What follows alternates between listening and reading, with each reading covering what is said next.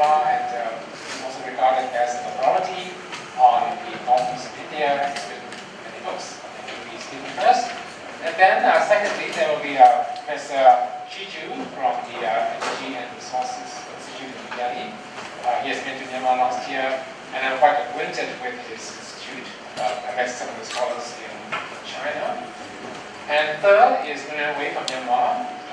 She started off as a nuclear scientist, and now she is running the I-Green Environmental Research Center. And she's doing a lot of assessments on environmental assessments, social assessments for many infrastructural and environmental programs in Myanmar.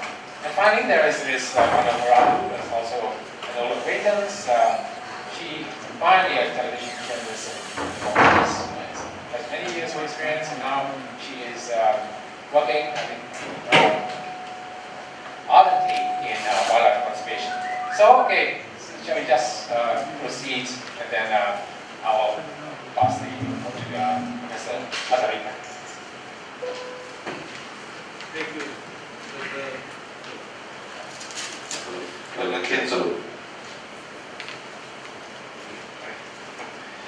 First of all, I want to, yesterday, day before yesterday, when I sent a message to an old friend of mine in Mizoram saying that I was coming back to Mizoram, he says, welcome home.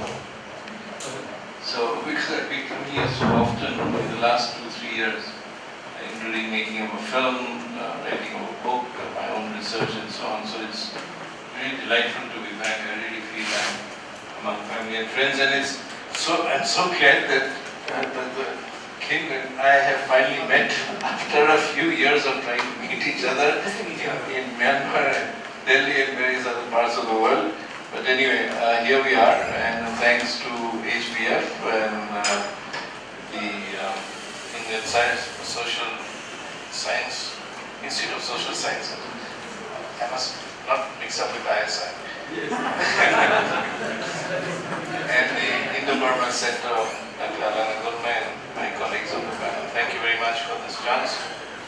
Should I go there or what would it? Yeah. It'll be easier. And how many minutes do we have? 15. Okay. We need some time for Q&A as well. Since we're talking about federalism and all that comes with it, we're hearing more about it today, and there's a lot about it yesterday. I'm just going to share some experiences from the field of practicing some of these ideas of inclusion and dealing with problems of exclusivity. I called my talk Matter of Rights, meeting the challenge of democratic exclusivity and addressing it through process of innovation, inclusion and implementation.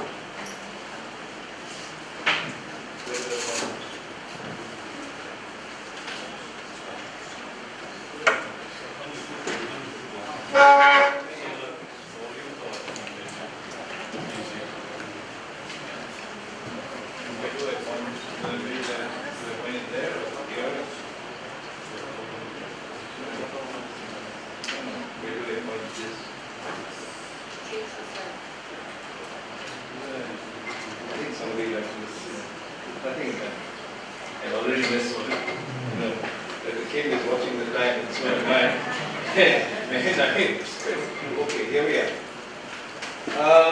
What's the problem in a slightly broader perspective? This country is home to the largest population of poor people in the world. It's 250 million, which is about 250 times the size of Mizoram. Okay. On less than $1.90 per day. That's a recent estimate.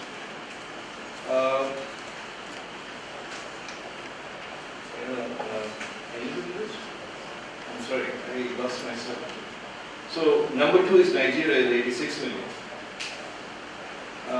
And as many of you who are students, scholars of social science, anthropology, political science, etc., our poverty levels are very, very stubborn. It is very difficult to seemingly make that leap from acute poverty to even marginal poverty. Now,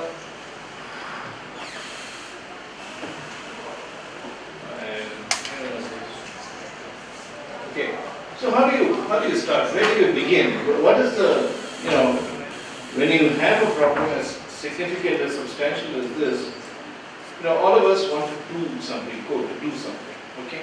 When you want to do something, apart from classroom, because all of us have lives outside the classroom, what is it that you do outside the classroom that will make the change, that will make the difference? And I was, often we grapple with this question because I'm sure it is a question that each of us has to address almost every day when you see something that upsets you or is of concern to you, or a thought that comes to you that you say, okay, we should be doing something about it.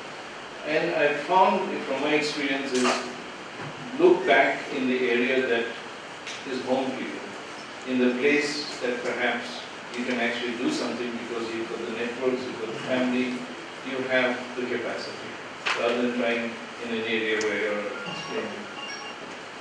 This is, of course, where we are. This is more critically, I think it enables us to understand how closely we are connected to Myanmar, this critical space of connection. The border, which is a colonial one, but which exists, but the Patkai range and the hills moving all the way down to the Arakan. Let's look at the start of the story. Where did it begin? About 20 years ago, I was on a ferry on the Brahmaputra in Assam. All of you have probably seen it and traveled by it or over it, across it. And it's a very simple story.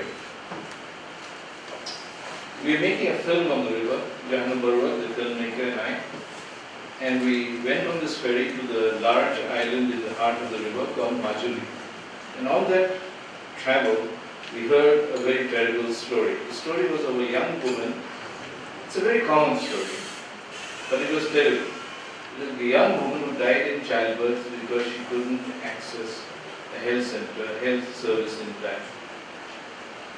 The next day it got worse because we found out that the young woman was in her teens, that she had a difficult pregnancy. She was from a tribal community, and she'd been carried from her village to what's called the Ghat, the place where boats land and take off from in Majuli called Kaunawari Ghat. Because they missed the ferry, they had to spend that night in the winter, chilly, damp night on the banks of the river. And the next morning they took the morning ferry, but she couldn't survive. She died on the journey. She couldn't make it to the other side. And that's when I began studying this problem at home, and I found to my absolute horror that despite all the talk of equality in the Northeast, in Assam, we have the worst maternal mortality ratio in the country, which is more women die in childbirth than in any other part of the country in Assam. It was nearly 500 10 years ago. Today it's gone down to 300, but it's still the worst. We also have the worst IMR per day. And Nagaland isn't far behind. And Mizoram, of course, is much better. And I found again, researching, 10% of the entire population of the state lives on islands. That's 32 lakh people. That's 3 times the size of Mizoram, lives on islands. And of course they lack access to everything, whether it is education, health services. But I thought, the most critical thing is to look at what will make the maximum impact in the shortest space of time on the largest number of people. And to me, the simple thing was health. Because without health, you can't study, you can't work, and you certainly can't commute. You can't think of a life beyond the present. These are the facts that I gave you. So how do you deal with this problem? The question always is in a situation like this, how? How do you make a process inclusive? Not what. Everybody knows what you want. How do you do it? What's the strategy? And the how was very simple. You use a technology that is as old as we've been around on this planet. You use boats, because boats carry people, they carry ideas, they can also carry health services. So instead of people going for the service, as this one woman died who never made it to the service, you take the service to them. So we started with one boat, okay? And we won this award. It was a very small award, $20,000. That's what approximately 16, I guess it's about 16 lakhs now. But at that time it was about 10. And it was, as a result of winning that award, we built this boat. It's called Asha, hope. Because without hope you don't get it. But you have to have grounds and a basis, a strong foundation for hope.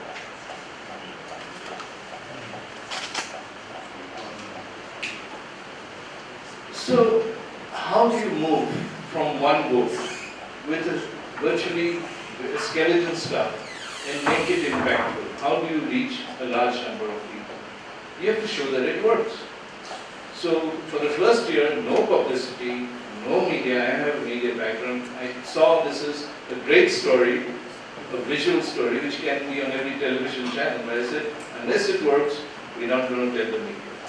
And so we tested it, and we found it worked. But then, how do you take it from one district in covering 7,000 people to reaching, say, 5 lakhs or 10 lakhs? Because scale matters. You know, in this country, as in most countries, if you don't reach enough numbers with your idea, you're not really going to get anywhere. You're not going to make the kind of impacts that you need to make or which need to be made.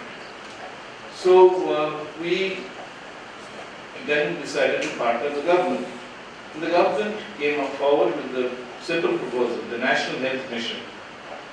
We will give you the funds, you run the program. And so the first PPP, private-public partnership or public-private partnership in Assam was really between the government of Assam and us with funding from the government of India. And to me it really makes no difference whether there's a BJP government or a Congress government or any kind of government, because the point is you're delivering a service to people. Who is in government doesn't matter, it's the people who matter.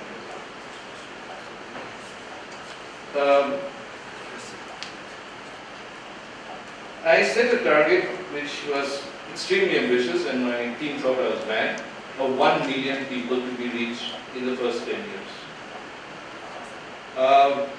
We've partnered these governments, we've partnered other institutions, and today I can tell you, we work in 13 districts, we have 15 board clinics, we have 250 staff, including 30 doctors. We've reached 2 million people with 2 million. And we deal with approximately 500,000 cases every year. So that's what you can do. But the buy-in is the community must buy in. It's because when we went, they said, oh, government is coming. I said, no, this is not government. This is not your representative government. You know? So I said, do you think this is a good idea for you? How will it work for you? This is very good, but you won't come again. This is the last you'll see of you. Because you'll be like the government, they'll come in flood time, they'll give us some medicines, take us to a safe place, and then they'll go away. They'll forget us. I said, no, we're going to be here every month, every 3 weeks with healthcare. And so it took about 2 years to win their trust. And then they started becoming people who were involved in the running of the camps. Through the district, what's called the village health and sanitation committees, which are set up in every village. They began to take a real interest and initiative on their own. We set up now a public broadcast system, a community radio station, which broadcasts, reaches something like 200,000 people on a daily basis for 10 hours. There's no community radio station in the Northeast. Forget about India. In the Northeast, which reaches so many people in 3 languages. And it broadcasts the news of this. All India Radio broadcasts the news of the camps. So people know the boat clinic is coming and they're ready. And our simple slogan is, no one will be turned away because everybody has a right to health. It's an entitlement. We're not just providing a service, we are upholding their rights. It is something that the government should have been doing all these years, but never did. So here we are. We live in very difficult conditions. I think Monirul has perhaps already spoken, or is going to speak later today, and all of us are conscious of the difficulties that exist in states like Assam, Nagaland, Manipur, all the states we come from, which exist conditions that existed here between 1966 and 86. But we are very lucky because of the peace processes which are continuing. But in places like Assam, there is one every second day for whatever reason, conflicts, and so there are conditions beyond our control. But we have these last 9 challenges. You reach, okay, X number of people, but how do you retain?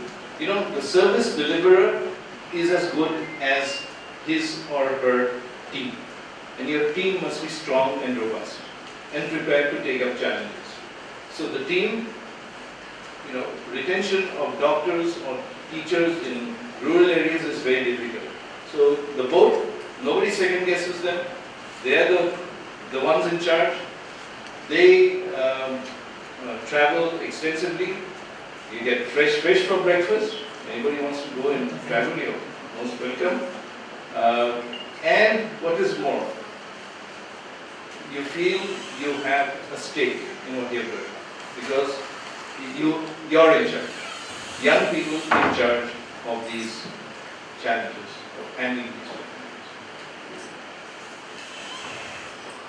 And also the boat is equipped with kitchen and toilet, so that is one. Now we've just signed an agreement with Manipur. I've just come back from Manipur a few days ago.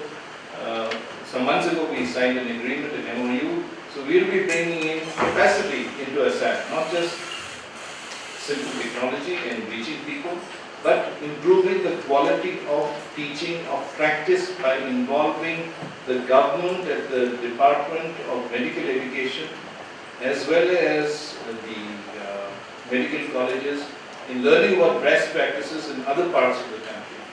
Because we learn, we improve our horizons when we hear of other experiences, not just hearing the same things over and over again. So innovation is the spark, inclusivity is the key. Now, we will hear, and you will hear every day in your lives on this campus and every big phrase. I was in a university for 8 years, I know what it's like. You know, big phrases. Okay, you have federalism, you have democracy, big phrases, heavy, but everything depends on what you do, not what you say. How you deliver what you want to do, and to whom is it delivered. And you know, the process is as important as the product. A question, and I'll close with a story. What do you think is the greatest gift anybody can give you?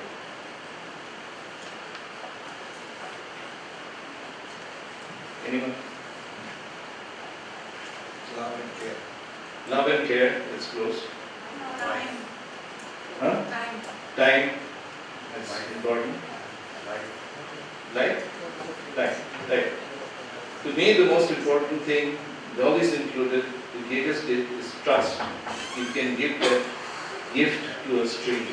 We receive a gift every day when you go to the field. When you go and talk to people, they entrust us with their information. They give that gift of trust in a difficult situation for them and for their families, for their neighborhoods and their communities. And that is something we can never let go. It is something you can't measure, it is something you can see in the eyes of people. You can't measure it. Let's close with this last story. A few years ago, one of the boat clinics was returning from a 3-day trip to Upper Assam, and they saw a couple on an island waving to them. And obviously there was some distress, and they came and anchored the boat, and they saw the couple was carrying a child. The child's face was turning blue because of an acute respiratory distress and was literally dying. They had the right medicines and they were able to save the child.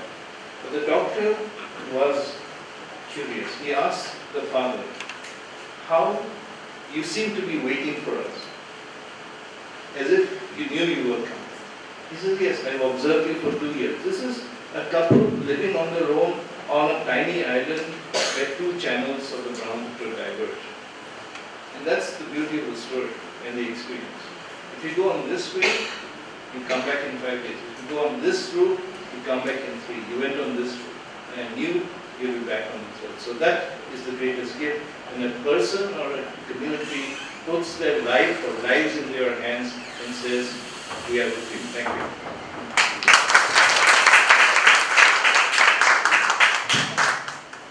Thank you, Professor Rika, for this very heartwarming, human as well as development story. I think this is something that development practitioners all over the world should heed. Second would be Professor Shiju from the Energy and Resources Institute.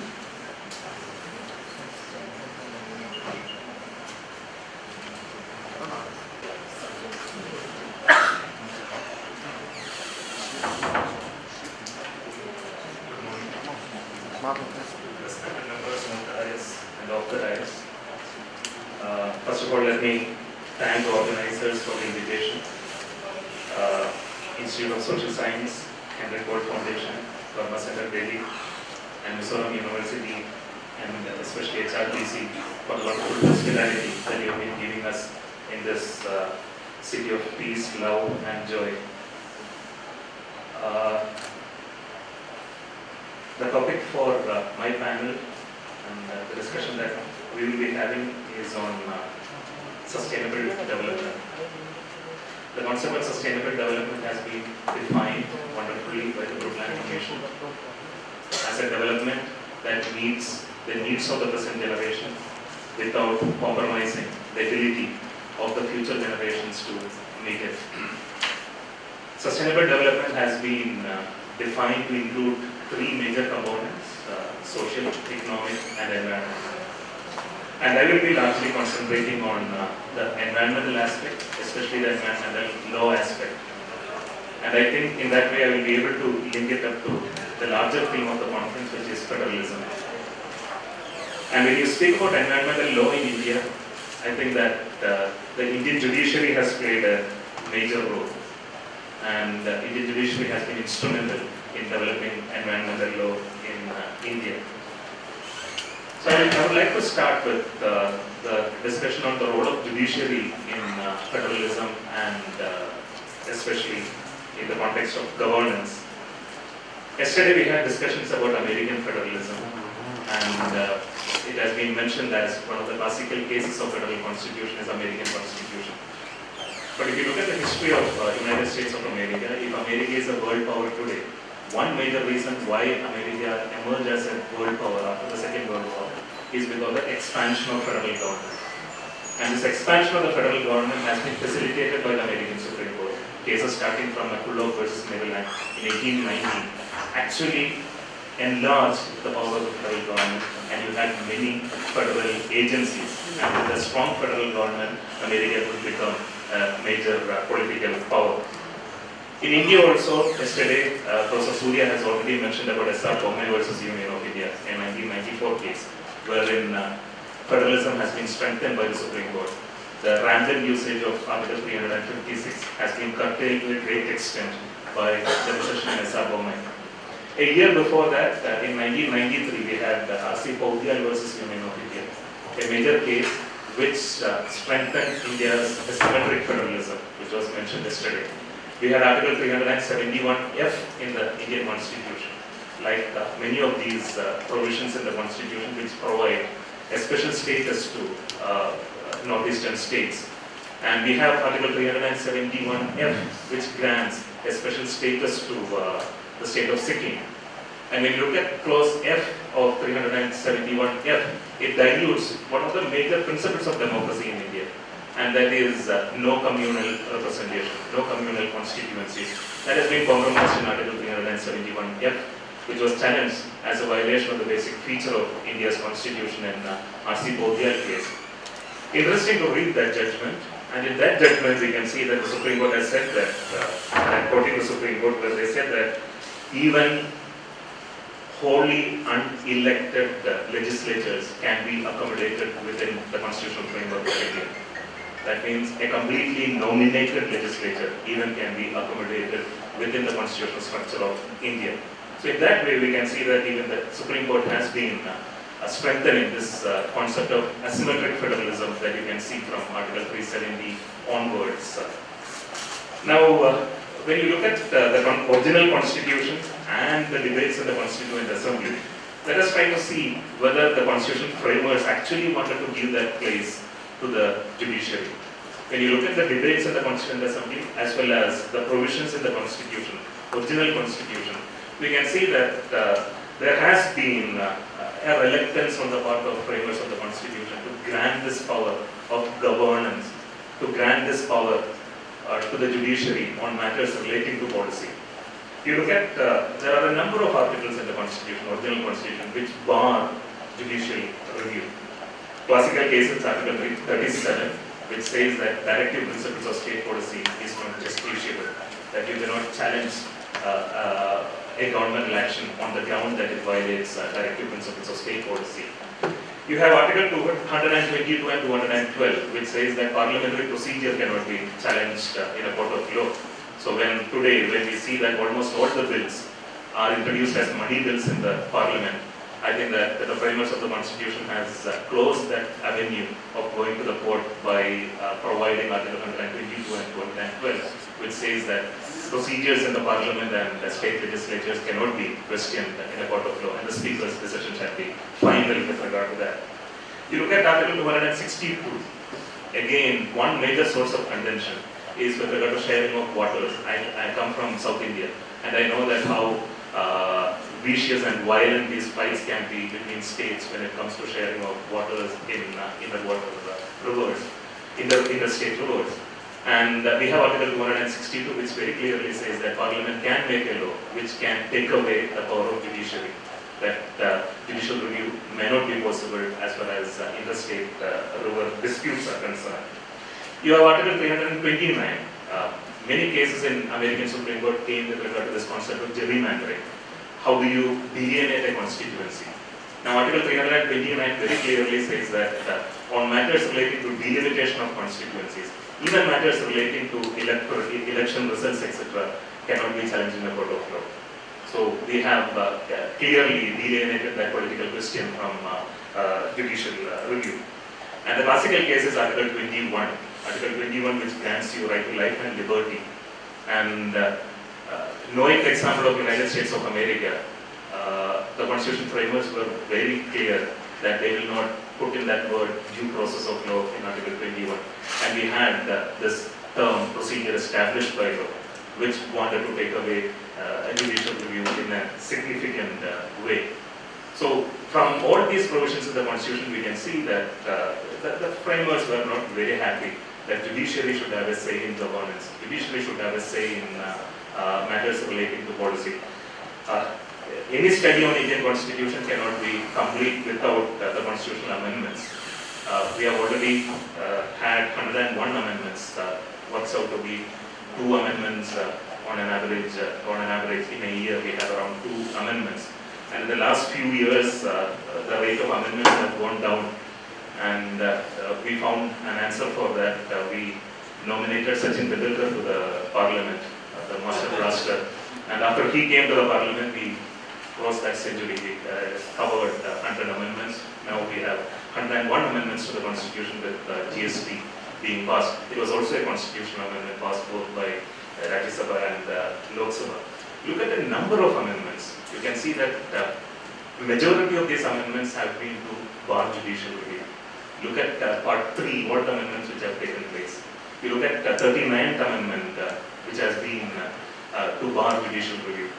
Look at the 10th schedule, there is a bar on judicial review. So judiciary, somewhere we can see that there has been, the legislature and the executive has not been very enthusiastic about giving that power to judiciary in the Indian constitutional setup. And this takes us back to the discussion that we had yesterday, where David presented about this question of liberty and equality. I think this was the larger question, whether a judiciary which is trained in rights language can be trusted when we wanted to create an egalitarian society. So this was the larger question of liberty versus equality, which was at play in the Constituent Assembly and even the constitutional amendments.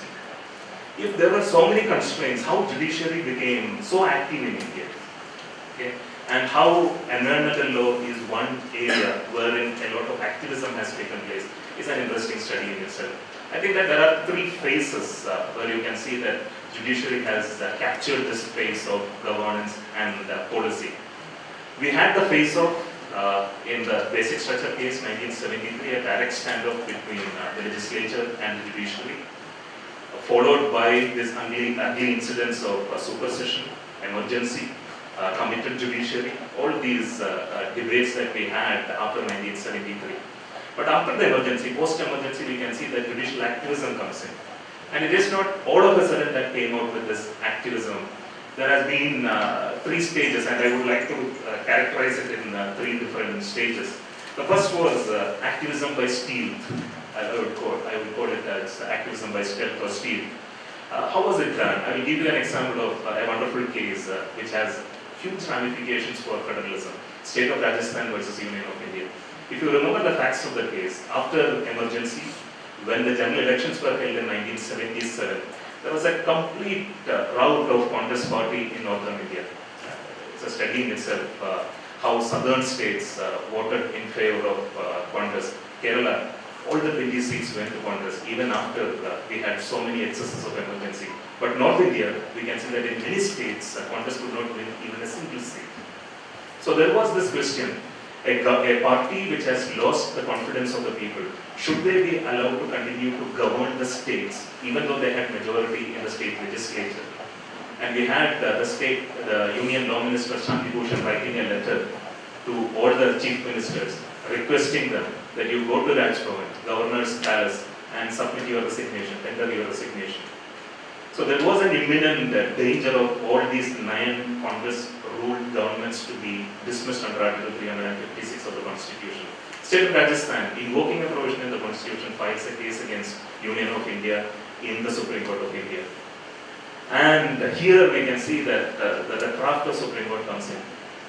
As far as laying down the law was concerned, they were very clear that this is not a ground for invoking Article 356.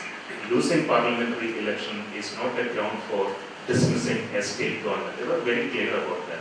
They were also clear that the judiciary has the power of judicial review, even when it's a political question. That the president's satisfaction can be reviewed by the judiciary as far as invoking Article 356 is concerned. But here is how the craft of Supreme Court comes in. Towards the end of the judgment, when you read this 75 page long judgment, all first paragraphs, first majority of the judgment is speaking about the power of judicial review, etc. But when it comes to the operating part of the judgment, we can see the craft of the Supreme Court comes in and says that, but as far as this case is concerned, what a loss. You could not even win 1 seat in many of these state legislatures. So this is a valid ground for invoking Article 356. And immediately after the judgment came, we can see that the government dismissed all the Congress-ruled governments. So this was a craft, judicial craft that you can see, where they laid down the law clearly, but at the same time, they did not want to antagonize the political party, the political structure which was existing at that point of time. So it was, I will quote, there are many other judgments like Maneka Gandhi and all, where we can see that the Supreme Court employed this ploy of activism by state. The second stage, I will say that will be activism without, or rhetoric of activism, I would say. It was the case of many of the environmental cases. The Supreme Court said that right to clean environment is part of Article 21, right to life. But many of these judgments were not implemented on the ground. The Supreme Court was making this rhetoric of rice language, and the rivers continue to be polluted, the industries continue to pollute the environment, but the Supreme Court was making this jurisprudence of right to clean environment, etc. We have a number of cases from all fields. Shambhunath Mukherjee is a wonderful case with regard to labor laws, where judicial activism has come, and finally the workman did not get anything as remedy, even though major gains have been made by judicial. The third stage is what is real activism, where we can see that the Supreme Court questioned itself why we have to be active, why judiciary has to be active. Judiciary had to be active because executive and legislature is not doing their function. And if you are asking the same executive to implement their decision, that is not going to happen. So we can see that there are three devices that the Supreme Court and the High Courts devised to make sure that the decisions that they give are implemented on the ground. What was the extensive use of contempt power? They said that if you don't implement our decision, we will hold you in contempt of the court. The second was the constitution of monitoring committees and statutory authorities being created. And in the field of environment, we can see that a number of monitoring committees, standing committees have been created by the judiciary to make sure that their judgments are implemented on the ground. And the third is this wonderful procedural innovation, which is known as continuing mandamus. That the court is not finally disposing of the case. The court is saying that we are seized of the case and we will continue to hear this case for a long period of time. And in that context, it becomes a problem for federalism, raises many issues relating to federalism. And when you look at the forest case for the Government Tribunal Court, which started in 1996 and continues even today, where every Friday the Supreme Court is hearing that case and making sure that the forests are protected in India, is an example of this. But in the context of federalism, I think that this raises issues. If you recall, forest was in the state list. The power was absolutely with the state government. But in 1976, the subject forest was shifted to concurrent list. Parliament also had power. In 1980, you had the Forest Conservation Act. And what is the basic premise of Forest Conservation Act? Forest Conservation Act basic premise is that we cannot trust the state government as far as conservation of forests are concerned. So the decisions relating to forests would be taken at a far off place in Delhi, where local pulls and pressures and politics cannot influence them. Government comes in that context and says that we cannot even trust the central government with regard to protection of forests. It is we who will be in a position to protect the forest, and the Supreme Court takes up the duty of protecting the forest itself. We can go on debating about whether that is the right approach, whether the Government Tribunal Court and the forest conservation case is a fit case. Does it dilute the federalism principles that we have in the Constitution and the symmetric federalism that we are speaking about? Thank you very much. Very interesting. Thank you very much, Mr. Shishu. The views of not only a legalist, but also constitutional jurist and expert, which has much resonance with how federal democracy runs. And next, can I call upon Ms. Wei to give a contribution.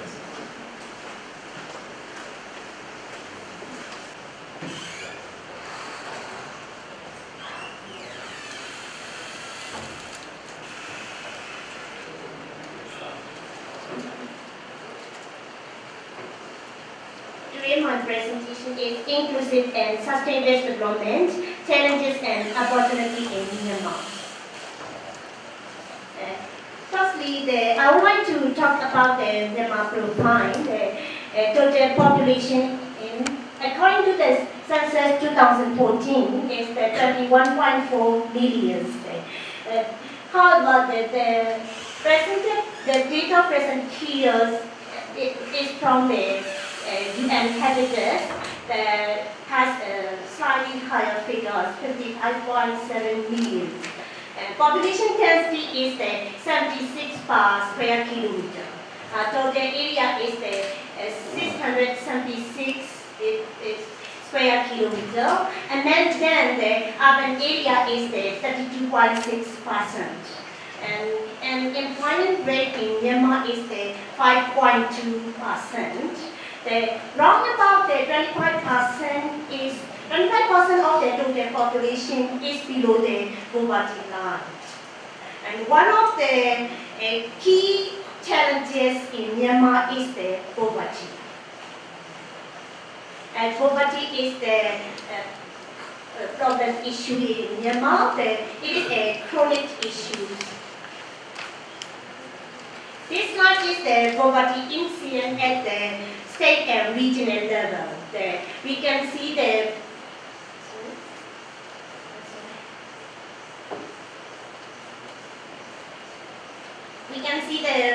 map.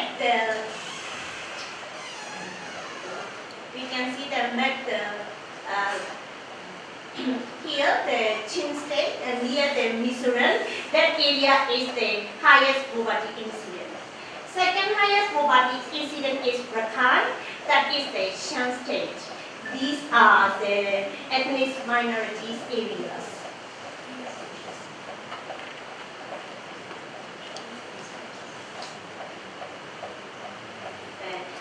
I continue to talk about the natural resource extractive sector. Firstly, I would like to talk about the mining sector. Because of the Myanmar economic development, heavily still depend on the natural resources. According to the 2015 data, the mining area is about the 90,000 hectares. Catching is the 27%, and that is the minority areas, and Mandalay is the 70%, that is the Burma majority areas. The Sakai is the 39%, and the Burma majority and minorities stay there. According to the map, all regions show an increase in mining activities between the 2002 and 2015. For example, largest increase in the Kachin land at about the 40%.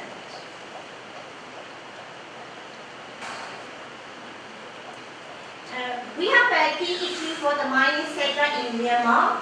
One of the factors is the poor governance, for example, the lack of transparency and accountability, and also the high risk discourages investments. We have an inadequate resource assessment and poor environmental status. We cannot control the environmental impacts like pollution, erosion, and deforestation. We did the development activities in the past without the environmental assessment and environmental management system. Another point is the poor social status. For example, the local lands are confiscated due to the mining activities, so the local people lost their livelihood. That is the big problem.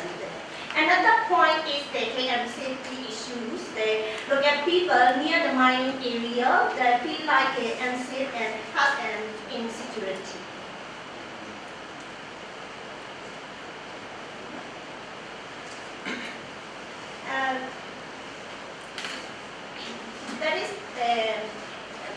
We have a lot of the environmental and social impacts on the natural resources sector, but this sector contributes a small amount revenue to the GDP and employment, 1% GDP and 1% employment according to the EITL report.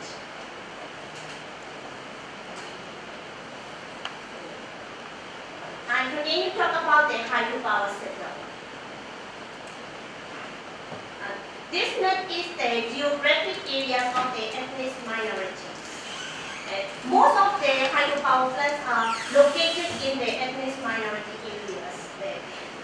Hydropower is the potential in Myanmar, but very controversial. Currently, the civil society and local people make a lot of protests against the hydropower plants. They mentioned that they don't want to break down during the peace process. I think the hydropower is not only the development perspective but also the political issues. related to the peace process and related to the military control. According to my study, there was a fighting between the military and group, ethnic and groups, by reason of the hydropower plant securities. To go the hydropower development, we need two important points. The right of the ethnic minorities and benefit from the natural resources located in their area. In my view, the hydropower development in Myanmar cannot proceed in constructive way without addressing of the ethnic minority right and beneficiary. This is the data in the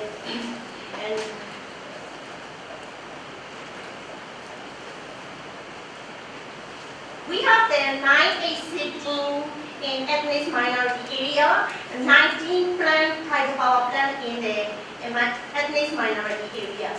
According to the data, we will see the 29 hydropower plant in Tama area and the 41 hydropower plant in ethnic area. We will see in the futures.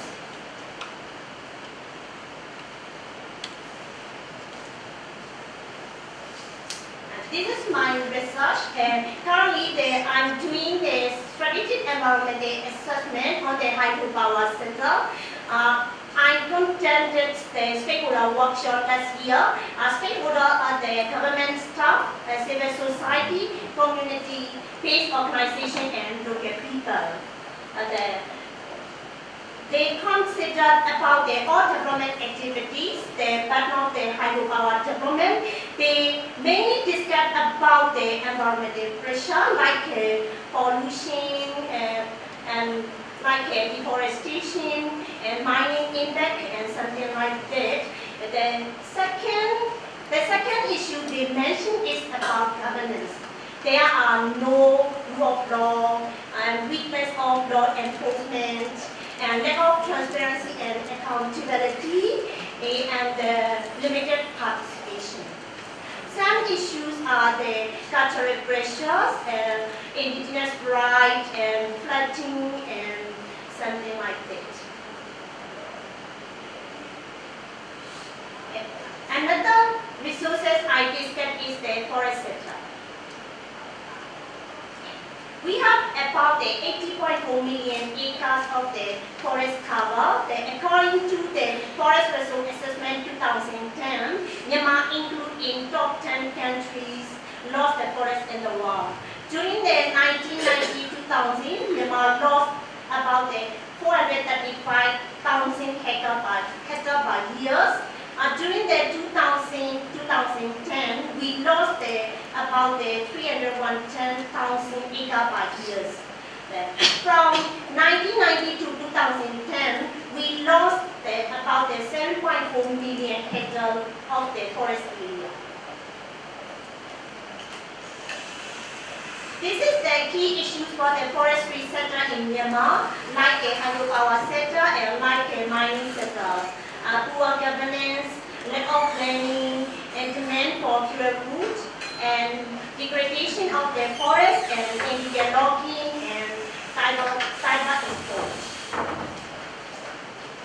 Another key issue is the climate change. We have a lot of climate. In 2015, we have the 14 states. 11 states are flooded in 2015. This map shows the flooded area in the 11 states. We are facing the severe drought in the dry zone in summer. We have a scarcity of the water resources in this area. This data is show the biodiversity. We have a loss of the biodiversity. The orange color show the key biodiversity area. We have a 49 protect area and also the 159 key biodiversity area right now. Another social issue is the internally displaced person. and because of the land division and civil conflict. That is the data of the internally displaced person. You can see the orange color. That orange color is the highest IDP. We can see the IDP camp in the Andes region. And this is the Shan State, Rakhine State, Kachin State, Mon, Kaya, and Chanendai State. We have over the 1 million IDP people right now. As we discussed, we have a lot of challenges. The key challenges are poverty, leading to cost, resource degradation, and loss of biodiversity, climate change, limited institutional capacity and technology, the human security and civil conflict. In this slide, I highlight the constitutional problem and role of the military. According to the Constitution, 2008 Constitution, the state or region or any ethnic group don't have the rights over their land and other resources.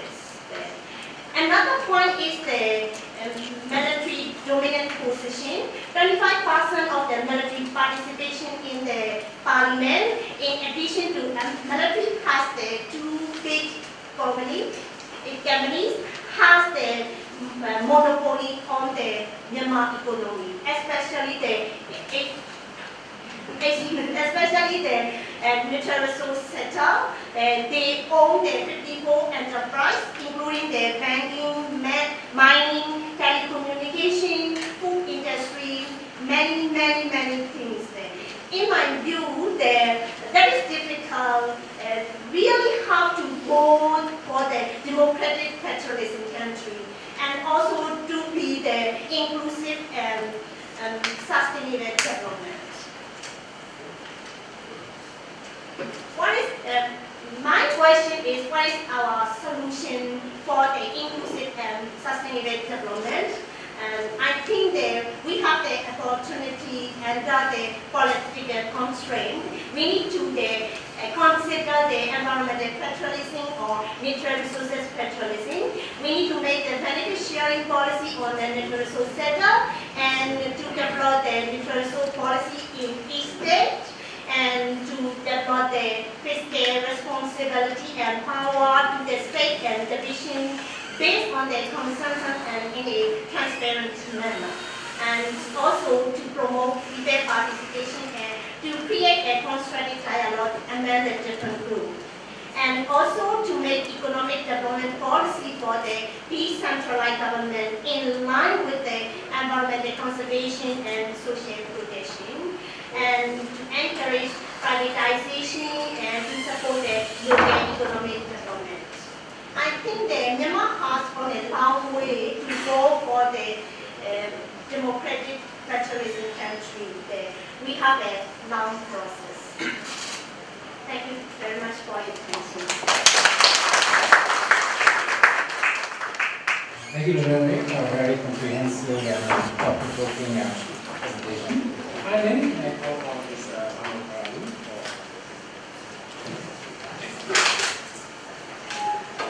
Good morning, everyone, and thank you so much, all the organizers, for this opportunity.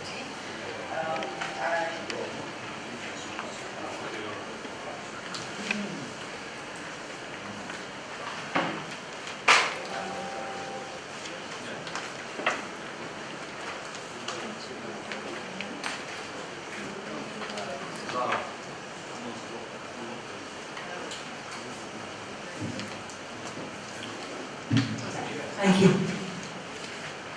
This morning, I would like to talk a little bit about strengthening environmental federalism amongst ethnic communities. And over this past few days, yesterday and even this morning, we have touched upon several aspects of federalism. And this morning, I have the privilege to talk about environmental federalism, which I think is an inalienable part of all of us. It's about land, of life, of water, clean air, and it is about our very existence on this planet. As far as the terminology or the explanation of environmental federalism goes, broadly it says that it is related to the proper assignment of various roles to the different tiers of government. When we look at environmental federalism in the context of communities in the Northeast, and I would like to speak here with my recent experience of having worked in Nagaland.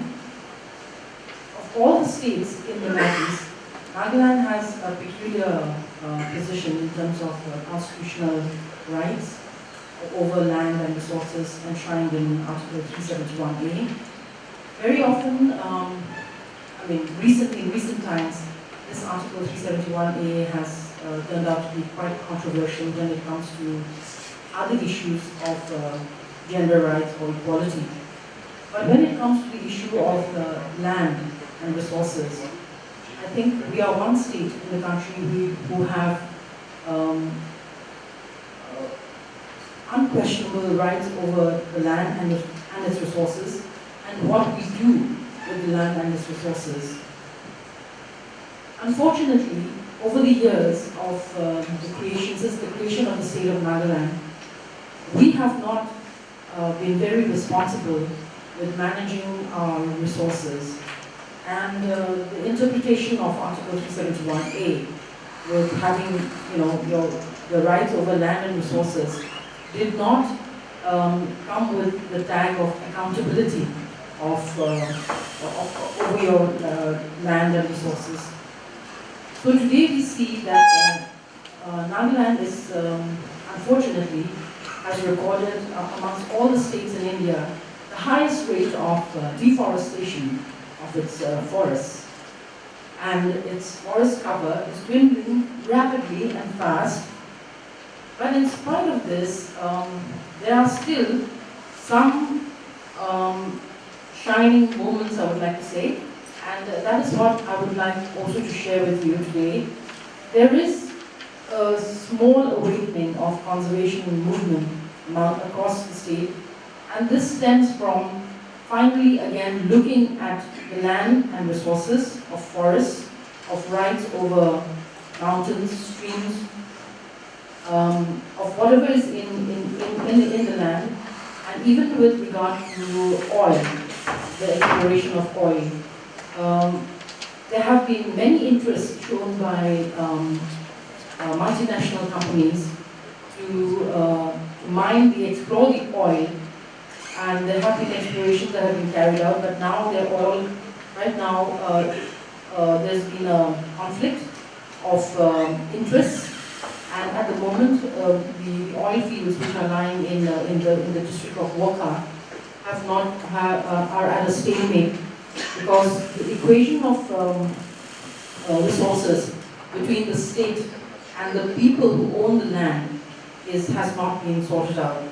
So the argument is that the people who own the land say that they have rights over the oil resource, but the state is arguing that the people who own the land by themselves cannot have the companies and mine the oil. So the state has to come in between. Whereas again, the Union of India looks at oil not as oil is considered a natural resource and therefore a national resource and cannot be determined by the community.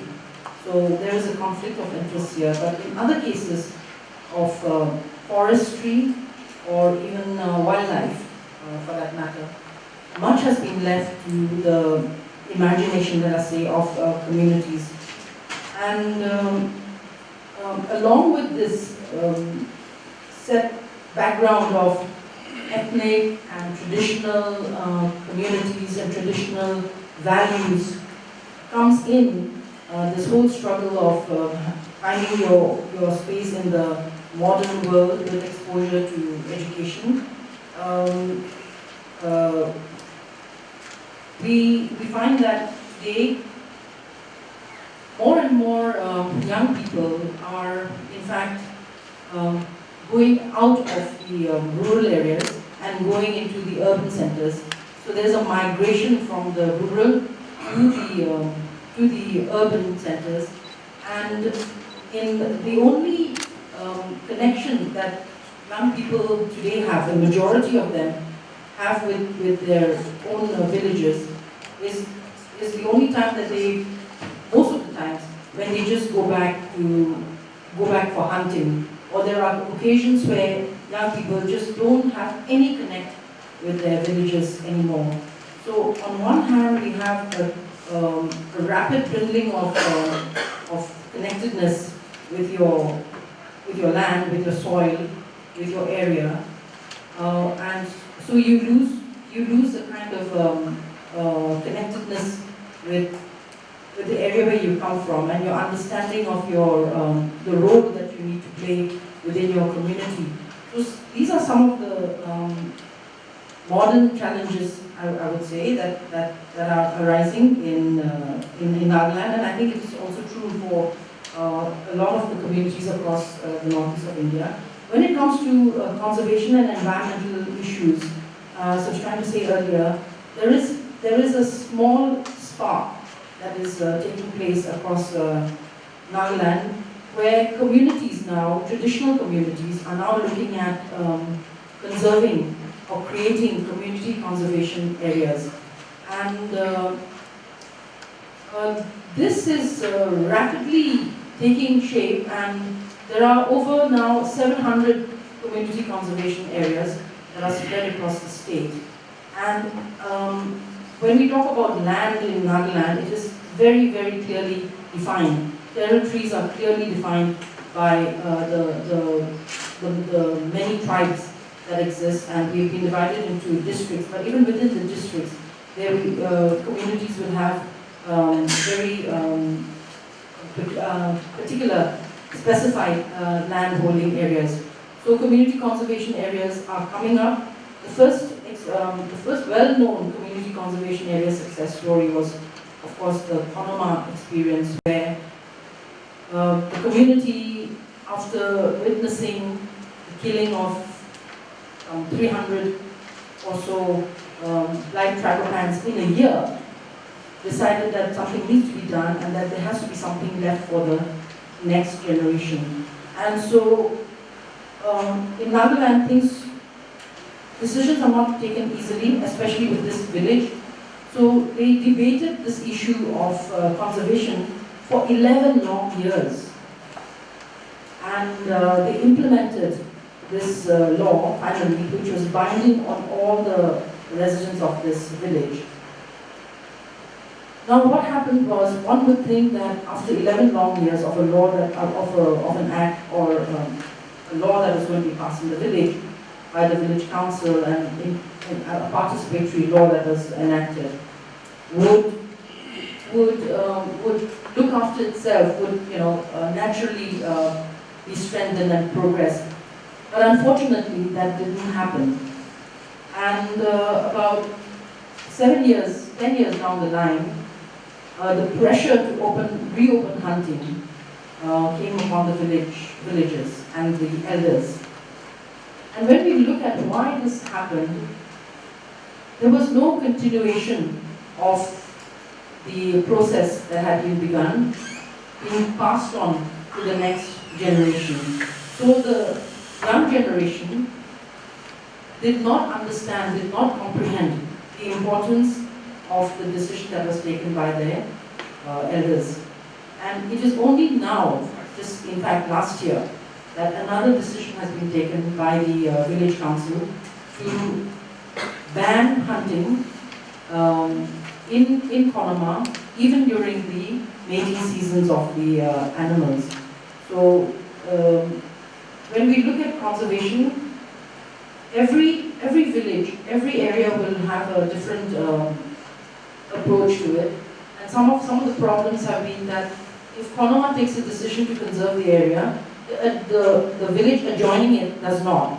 So the pressure comes on the youth, on the elders by the youth who argue that, we are conserving our animals here, but they go to the next village, and why can't we, they hunt the animals that we conserve.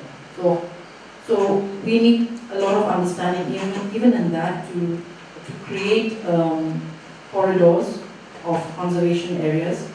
And in that, the community conservation areas that are coming up is being looked at as a way to join these corridors for free movement of especially animals.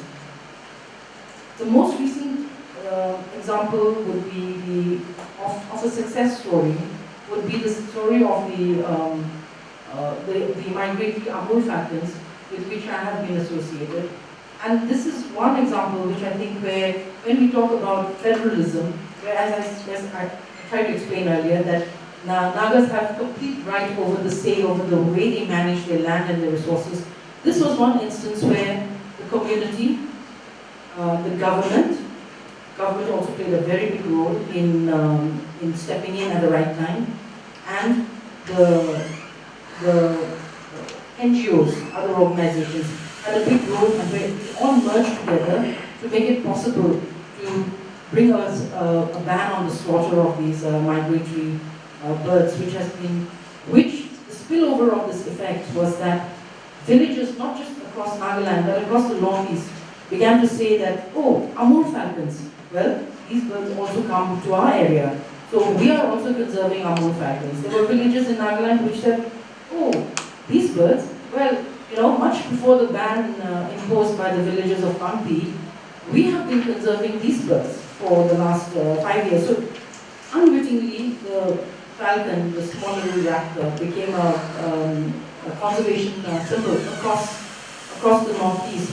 But the example, why I'm giving this example is because sometimes ethnic communities also, in the field of environmental or other subjects, do need the impetus of people from outside, experts, resources.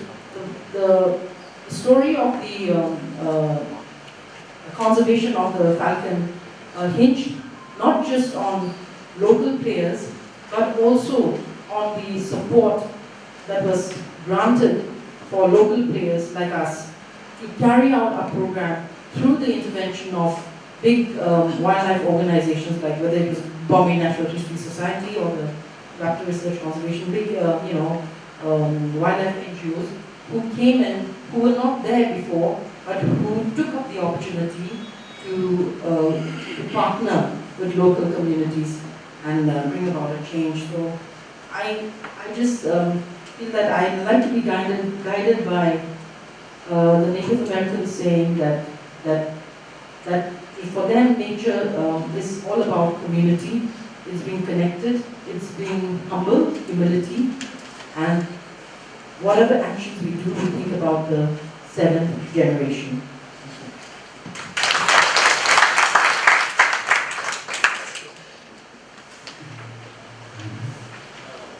I thank all the four panelists for extremely insightful and thought-provoking presentations about developments in federal setting, challenges that it presents, and the ways that they are being met. Of course, in India, federal system, including development and environment, on an ongoing story.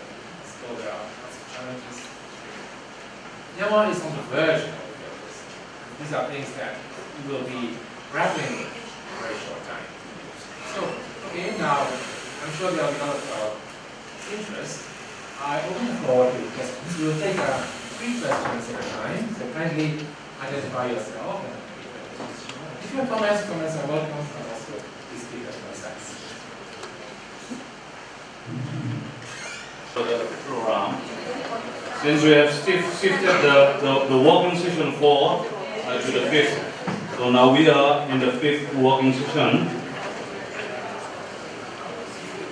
This is, as you have seen in the program sheet, this is the continuation of yesterday's session, like the culture, identity, language, and federalism.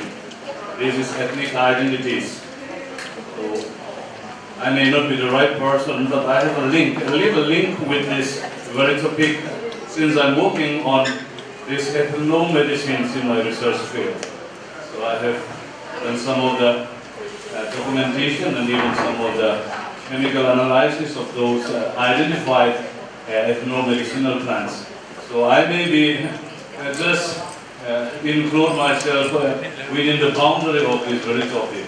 Anyway, we have 4 speakers in this session. We shall now call, there's a professor, Monirul Hussain, who is from Guwahati University.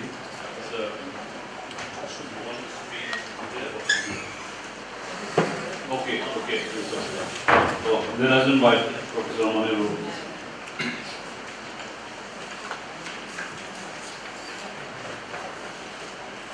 Here will be given 15 minutes. So as the previous session is done, so we'll just give a warning bell or a card like. I hope you will not require to bring the bag. I'll try to maintain your time. Honorable Chair, distinguished audience, I had a lot of confusion on what to speak and what not to speak. I got the invitation late, so there was no concrete paper in my hand. So what I do is somewhat from my experience and somewhat my this contingency situation. So today I would like to share with your experience of ethnic movement in Assam. As you know, Assam today and Assam yesterday has drastically changed. Assam's map has been changing for a pretty long time. Still, it may change further. Say Mizoram. Mizoram was once a part of colonial Assam, the post-colonial Assam. Now Mizoram is no longer a part of Assam.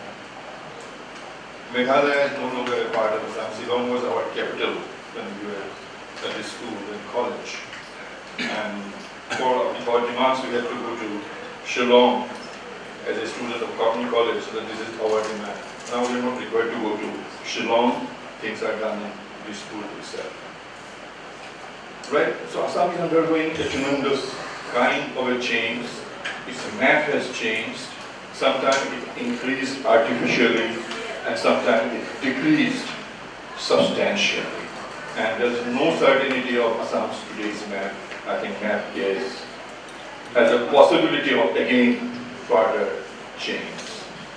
To begin with, in our school days, college days, we had an idea of a bigger Assam, which included from Mizoram, Arunachal, Nagaland, and everything. But our perception, with the passage of time, is changing. First, Nagaland was bifurcated as a new state of Nagaland in order to solve the Naga issue, which has not yet been solved adequately. Then Meghalaya, Khasi Hills, Jaintia Hills, predominantly tribals, is a coalition of 2 major tribal groups, Khasi, Jaintias and Garos. Their collective movement have led to the formation of Meghalaya. Arunachal situation is somewhat hazy. Arunachal was a part, very significantly. Arunachal was administered by Ministry of Foreign Affairs, Government of India, till early 70s, after the formation of Arunachal as Union Territory and others. Now, still there is demand for changing the whole map of Assam. This is because Assam is one area, or Northeast is one area which is extremely diverse, we have a problem with managing diversity. From the beginning, management of diversity has been a very serious problem for us. Linguistically diverse, ethnically diverse, religiously diverse, and within a caste was diverse, very high level of diversity. And management of diversity has been a very, very serious challenge to us. Until now, I don't know whether we have been able to manage it. But today, with the expansion of democracy, when we talk about change, when we talk about rearrangement, we try to take it in terms of democracy. Assam has changed, Assam has been reorganized, and I think to a substantial level, the horizon of democracy has expanded significantly in Northeast India. Despite all this reorganization, territorial reorganization with Meghalaya, Nagaland, still the demand for territorial reorganization of Assam on the basis of ethnicity. One example is about the Boros. It's a very unique case. If you see demography, then to me, Boros are the largest single ethnic community or tribal community in Northeast India. Single largest. It is bigger than the Khasis, bigger than the Majors, or even I think it is bigger than the Nagas. They have been also struggling that other tribals are getting their own autonomy, own political arrangement.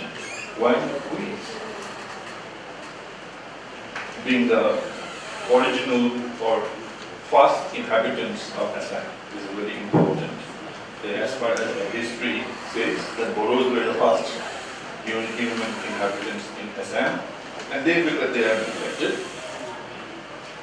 They want their own political space, and therefore they are fighting. And in Assam, tribals are categorized into two northeast, hill tribals and plain tribals, those who live in plains and those who live in hills. And in northeast, the largest tribal group are the Boros. They live in Assam's plains. If Nagas are entitled for a state, Khasis are entitled, Khasis and Garus combinedly entitled for a state, Majors are entitled, why not Boros? So this is a question I would like to drag here. What is the largest question? And now, the new arrangement has been evolved, what you call BTAD or BTC, and earlier it was BAC, Bodoland Autonomous Council, then BTC Bodoland Territorial Council, which is called now BTAD. So this arrangement has been made. And still there is a struggle for state. And Boros constitute about 7 or 8% of Assam's population. And in Northeast, Assam is in terms of population, is the largest state, and in terms of territory, the second largest state after Arunachal Pradesh. But still, it is much bigger than all other states. So in the Boros, what happened? The question of, if you see the independence, after independence, again, the political consciousness and with the new democratic system, it increased substantially. And tribal also felt about their own arrangement. First arrangement, tribal arrangement, yesterday we discussed elaborately about the formation of district councils. District councils were created for the hill tribals, not for the plain tribals. Governor Board Committee and all that, they looked into the question of hill tribals, not into the question of Boros, and to assume that Boros are part of the Assamese nationality. So no arrangement can accept the what you call formal reservation in jobs and other benefits, but not a state, not or any organized economy, autonomous political organization. And Boros had a problem. So independence also, you can see, circled the ethnic identity because it was a democratic system. Everyone wanted to have their rights. Everyone wanted to protect their rights, promote their rights. This is how things are. But Boros have found Assam a constricted space to expand their rights. So to begin with, if one has to prove their distinctiveness, then one has to prove one's language. Language is very important. And in Assam, Assamese and all assume Boros to be part of Assamese in one sense. But if you want to prove your identity, one has to prove language. Assamese also had a tough time in establishing its language. This language was formally recognized only in 1950s and 70s. After that, it was recognized, and officially it was recognized only in 1960 that Assam is the language of Assam. For Boros, to create a language is the problem. Language was there, but there was no grammar. You must have officially a grammar to recognize, to get recognition of a language.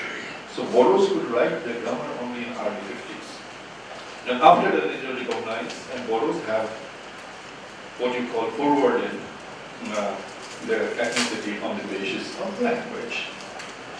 Language started, the language was recognized. Then medium, as you know, Assam, we made Assamese as a medium of instruction at the college level in 72. And that has created a problem for other tribals. Mizoram all were part of Assam. But if you declare English and the Assamese as a medium of instruction, that is created a problem. So Boros had to do it. Boros asserted that we also have the right to be educated in our own language. So language, the greatest advantage was language was established officially with grammar. But again, there's a problem. Language, what is the script? Script, they initially started with common Assamese Bengali script, which is used by Assamese communities. Then later on, all India, what you call promoters of Hindi and all that, they tried to have what you call Devanagari script. And Boros, taking the clue from other tribals here, wanted to have the Roman script. First they accepted Assamese script, then there was a movement for Roman script, and that movement was suppressed by the state government. And later on, in the 90s, this come to Roman script, because in Delhi, not Roman script, Devanagari script, for Hindi walas, it is convenient that it also helps expanding Hindi language. They are for the taken, accepted Hindi or Devanagari as a script. You see, from 1950 to 1980, within 30 years, script has changed thrice. Assamese, Roman, then Bangla. Now, if you go to Boro, grandfather can read Assamese, father can read Devanagari, and the present generation can read only Roman. 3 generations, they cannot buy one newspaper. There has to be 3 newspapers in 3 different languages. Nobody understands this crisis of Boros. This is interesting. And Boros, after this, when they have seen the backlash effect or effect when Khasi Tagore stayed, all other tribals, and Boros being largest tribal group in Northeast India, also that we need our own state, we need Bodoland. The problem with the Bodoland is, despite being the largest group, Bodos are not concentrated in one place. Here is the one Bodo village, next is an Assamese village, next is a Bodo village, next is a Rabha village, next is an Assamese village, next is a Bengali village, next is a Nepali, again there is a Bodo village. They lack continuity. This was a serious problem, for despite being the largest community here.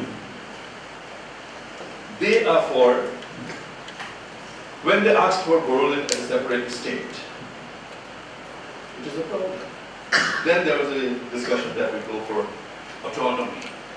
So autonomy was granted under what you call a very big accord called BAC, Bodoland Autonomous Council, to begin with in the 90s. And people realized that this is not giving anything to them. They're fully controlled by the center or state government. So they realized that this is no autonomy at all. So therefore a very, very vigorous kind of movement started. One, Bodo's position, like most tribals, I have no hesitation, it is all due apology, the tribals in Assam or anywhere are not very good peasants. This is to be realized. Yeah. 5 minutes are completed? Or I have 5 minutes? Yeah, five. Okay, fine. So this is the problem with them. There is no continuity. So ultimately there was a massive violence in that. They realized they become very helpless. Then ultimately the government of India came with an idea called Bodoland Autonomous Territorial Council. 6 districts were created under it by dividing earlier what we call Gwalpara district and a part of Kamrup district. So Bodoland has come. But here the problem lies about the representation. Bodos do not constitute majority, not even single majority. They consist just little more than 1/4 of the total population of India. And that has created a problem. Others feel that why should we be under Bodoland? And with the arrival of Bodoland, one thing has happened, which is normally when we talk of the expansion of democracy and deepening of democracy, we talk about grassroots level institutions. Prior to the arrival of Bodoland arrangement, there was a Panchayati Raj system operated in Bodoland. With the arrival of Bodoland, vegetationists were happy that they attained Bodoland, but other 70% people living in Bodoland who had a right to vote for their own panchayats, local bodies, the local bodies were abolished. Instead of that local bodies, a nominated body has been created by the under the PTC. That means those who run PTC can nominate. So again there was what you call shrinkage of democratic space in Bodoland. Non-Bodos are unhappy. They have accepted the reality of Bodoland, but they are unhappy at taking away their rights for a local self-government. So question of representation is still very serious. I think Bodoland issue has not yet been resolved adequately to the satisfaction of Bodos, also to the satisfaction of local people. So there remains conflict. So it needs to be recognized the problem has not yet been solved, despite creation of PTAD. Neither Bodos are happy, nor non-Bodos are happy there, and as a consequence, you can see proliferation of large scale of violence, very unprecedented kind of violence have taken place in Bodoland in 2012, and with a gap of 6 months, 1 year, again there's a violence, repeated violence is taking place. There has not been end to this violence, because of what you call the present arrangement, political arrangement of what you call the BTAD has failed to meet the aspiration of Bodos, also non-Bodos, living within the same space. Thank you.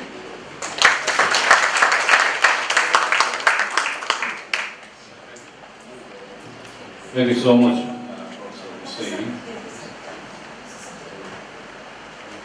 As we did in the previous session, discussion, questions and answer will be later on. I think many of you may have some questions and queries on this. So I'll give it all discussion time. Now we shall call upon the next speaker, Nanmia Tida, Myanmar. It's time for.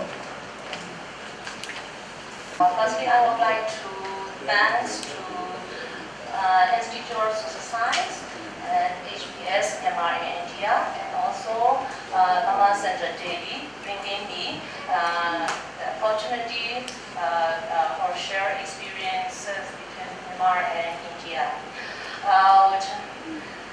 The professors, most of the professors, they are already mentioned a lot about the Myanmar issue, like it's a 2000 our constitution, like it's a problem currently and also in the past.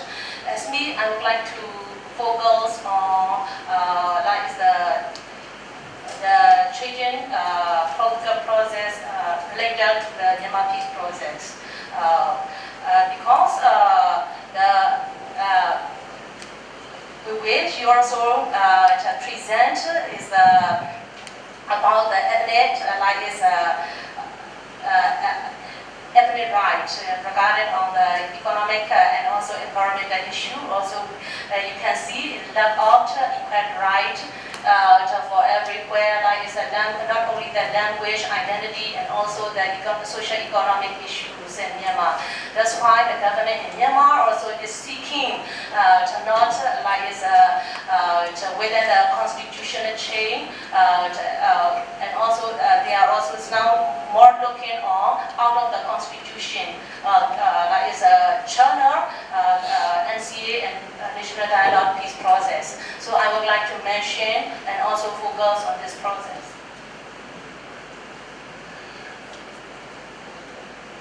If we are looking the constitution of Myanmar, within 60 years we had did 4 constitutions in Myanmar.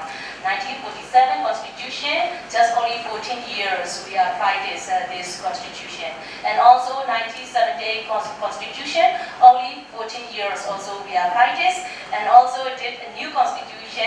Everybody know 2008 constitution. Today is pensioning and also to running this constitution in Myanmar. This constitution also the military government is prepared. Totally 14 years is for this contribution. If we are looking at 1947 constitution, this constitution comes from the Penal Agreement. That's why today the political chain of Myanmar, they are not neglect the Penal Agreement. That's why the political dialogue process, they are called is the 21st century Penal conference. They are called like that because of their.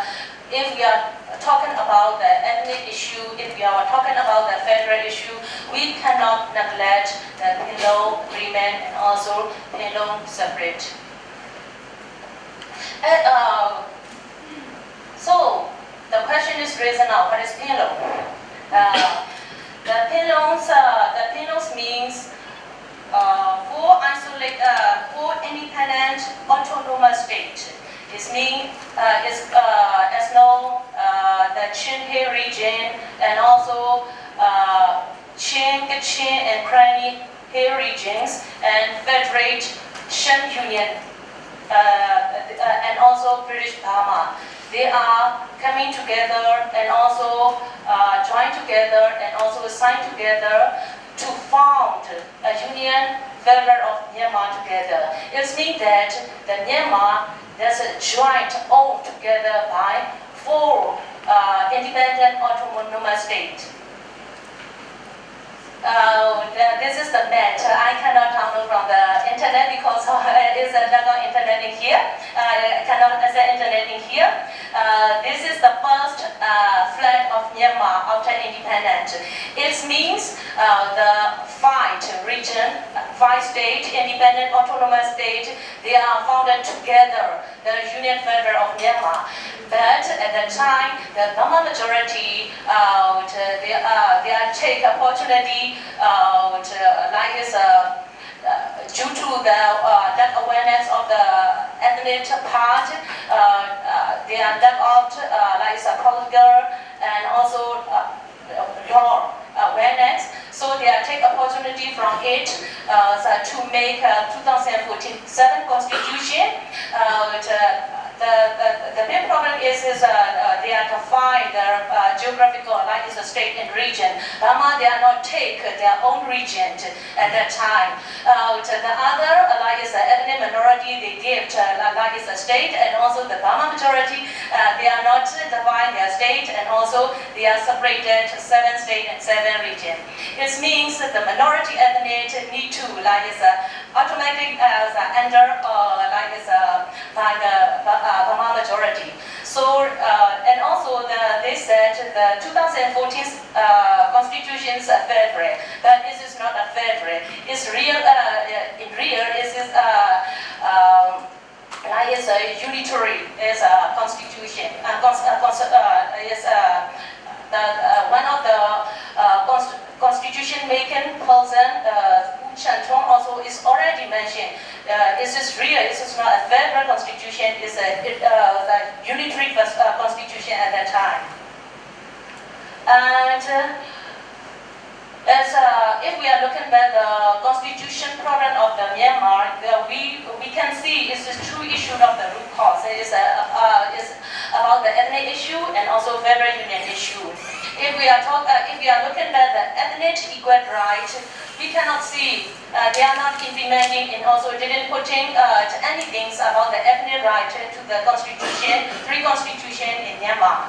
And also the federal is because of the state, they are the Burma majority, they are dividing by their set. This is not debating and also is not dialoguing with the ethnic minority people. So the conference started since 1947 at that time in Cheyet. Cheyet, they didn't get to dialogue about the like is a federal issue and ethnic issue. So I'm putting is one of the words and sentence in here. As I saw it from the consent note. The global experience they say is a dictatorship and also centralized state. We can't represent the minorities and the ethnic groups like this suspension their cultural rights. And today, Myanmar political situations, they are also seeking to build a democratic federal union state by 21st century Hello Conference result, they said. Because we are getting independence of Myanmar by Hello Agreement and Hello Separate. So today, including Aung San Suu Kyi, she is also mentioned and also focusing, we need to build a democratic federal union by the Union Conference, the dialogue result. So we can like this ask a question: what is the political dialogue? Where the political dialogue come from? It comes from the nationwide ceasefire agreement. Which everybody know, and also the announcement of Myanmar, he also mentioned yesterday a lot about the NCA. So I don't want to talk about on NCA, but just want to focus a brief note what is the NCA. NCA, they are signing 8 EU signing with the Myanmar government on 15 October 2015, and NCA they have 7 chapters and 33 articles, including 35 points. They have 35 points and political issues they are mentioned on it, and also 55 points for military issues and 23 points is social, economic, and other issues. That's why the NCA is not only for the ceasefire agreement, but also for the political dialogue process. And also NCA, the objective of the NCA, they are also mentioned, this agreement gives assurance that from the result of the political dialogue, a democratic federal union that provides freedom, equality, self-determination rights is to be built. Regarding to the NCA process, the Union Conference, they did already 2 times. And President Nixon period in 2016 January, they did 1 time, and also NLD government period in August and September 2016, they also did it at that time. So this too tight, just they didn't accept to discuss about the political issues, and also they didn't accept to decide something about the federal principle.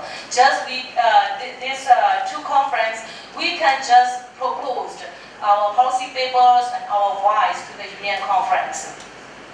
And last week, the UPTJC also announced they will be conduct again the third Union Conference on 23rd May.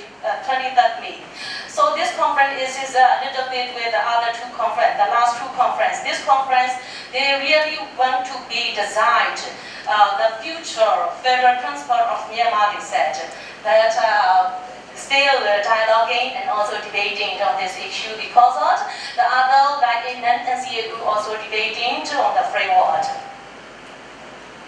So this is the permanent change process instrument I made it. There's the 2008 Constitution, also the military government power sharings a little bit to the like it's a civilian government, a little bit. And also their make is a current constitutional frame and change process of Myanmar. At that time is changing the military to the civil government. Central government a little bit like is to allow decentralization. If we are compared with the other like 1947 and 74 constitution. After that, the president then say at that time he get a mandate, and also is announced like this nationwide ceasefire agreement at that time. And after like is signing NCA, the 2015 election is coming out, and also our country is changing. The NLD government is getting a mandate at that time. And also it is still today also the framework of the political dialogue had like is still debating and also challenging on it. So let's see what is sorry. So this is the meaning of political dialogue process. Political dialogues, what is the meaning of political dialogues? Why Myanmar is choosing to changing our country through the political dialogue process? Political dialogue gives a voice the people who cannot raise their voices to the legal process. So how can collect is the political dialogue process is a collect the all-inclusive people voice, is to raise their voice what they want to be their country, what they want to see their future is like that. So the Constitution, the 2000 Constitution didn't get opportunity on it, and that's why they choose is the dialogue process. This is the end of national dialogue process of the Myanmar also. They want to re-establish a political system, and also they want to review their constitution and reform establish instrument of the state, and also how can we determine practice of state institution, and also the program priority of the state, also how we implement the mechanism of it. But we need to look back the connection of political dialogue. Is this real political commitment in every stakeholders, and also there is a readiness of the situation, and also they are already prepared the process, and also the participant and representative, and also already have empower equal empowered and equal ability at the interlocutor, and also time also if they have sufficient or not, and also technical capacity and support also did they have. This is the framework of the political dialogue that they didn't getting agreement by both sides, but still they are going in this process. The political dialogue process also they have the first way also I already mentioned our Myanmar problem is an ethnic problem and also federal problem. And the ethnic problem is through the ethnic-based political dialogue they want to solve. And also the geographical problem and federal problem they really want to solve through from the area-based political dialogue. The issue-based is that they are given to the CSO. This is a parallel is a channel. The CSO can do a public CSO forum and also can propose their policy paper to the national dialogue process. So this is also the same. The program is informal dialogue process and also technical support structure. I want to show this one. So the ethnic-based dialogue, including current state. Here is our current state. We have 4 governments in our state. EAO, 3 EAO and also government. 3 EAO control area and also government area. EAO, they have their control area and also they have their own policy. They have their government. They have their service providing in their area. And the other area, EAO area also is like that. Government also they have their control area. So the policies between the government and also EAO, how can convergent this 2 or 3 policies to the national level? This is quite have challenges on the national level political dialogue process. So where is the informal dialogue mechanism on the national level? This is a quite challenges on it. See, this is the current structure, current ethnic-based political dialogue structure. Even our current ethnic, we had 9 regions living and based around in Myanmar, different area. So, 9 states also we have our current route. Out of the current state, 1/5 of the population live out of the current state. So enter dialoguing and coming out the common agreement. This is a big challenges for the internet issue. And also the current at the current state, we live current ethnic and also Mon and Shan and the other ethnic also. How can living together within one state also? We need a lot of dialoguing and also compromising on it. So the technical support structure, they didn't recognize and also neglect on it. Yeah, is it the last slide? According to the common proposal and common agreement from the national level within the state and also out of the state, how can to bring in the community voice to get one proposal and also one agreement? That is a big challenges of this process. So thank you. Thank you so much.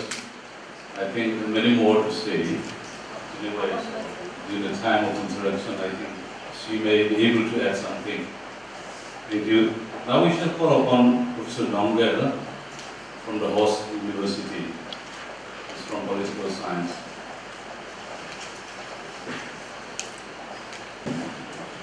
As a teacher, I am more comfortable by standing. So let me deliver it from here. That's what I usually do. So today, my focus will be a bit different from others without forgetting the federalism. I will be dealing with a specific ethnic group in 2 sovereign countries and their federal status. In what status they are being kept. So I will discuss on identity crisis and political status of the Zhou ethnic group in India, Myanmar and Bangladesh vis-a-vis the federal structure. First, I'll go to the background and come to the federal structure. So, the different tribes of the Zhou ethnic group trace common origin, which is known by different tribes of the ethnic group in different names like Chinlung, Sinlung, Hul, Hulkui, Hultugizul, Hu, Lungkwa, Hol and Hulpi. And prominent historian Joseph Swanta held the view that history of this Zhou ethnic group is incomplete without mentioning Sinlung, Hul, or Hulpi or Hultugizul. So without this, history is incomplete. That's what one of our historians has highlighted. And these people also, they identified themselves earlier as Ulmi, Ulpon, Chindungswap or Chindungswap. Ulpon means origin from Ul, Chindungswap means origin from Chindung, and Chindungswap also origin from Chindung. More or less the same. And Carey and Tuck in Jean Hill's Volume 1, they wrote that, quote, without pretending to speak with authority on the subject, we think we may reasonably accept the theory that the Kukis of Manipur, the Lusais of Bengal and Assam, and the Jains originally lived in what we now know as Tibet.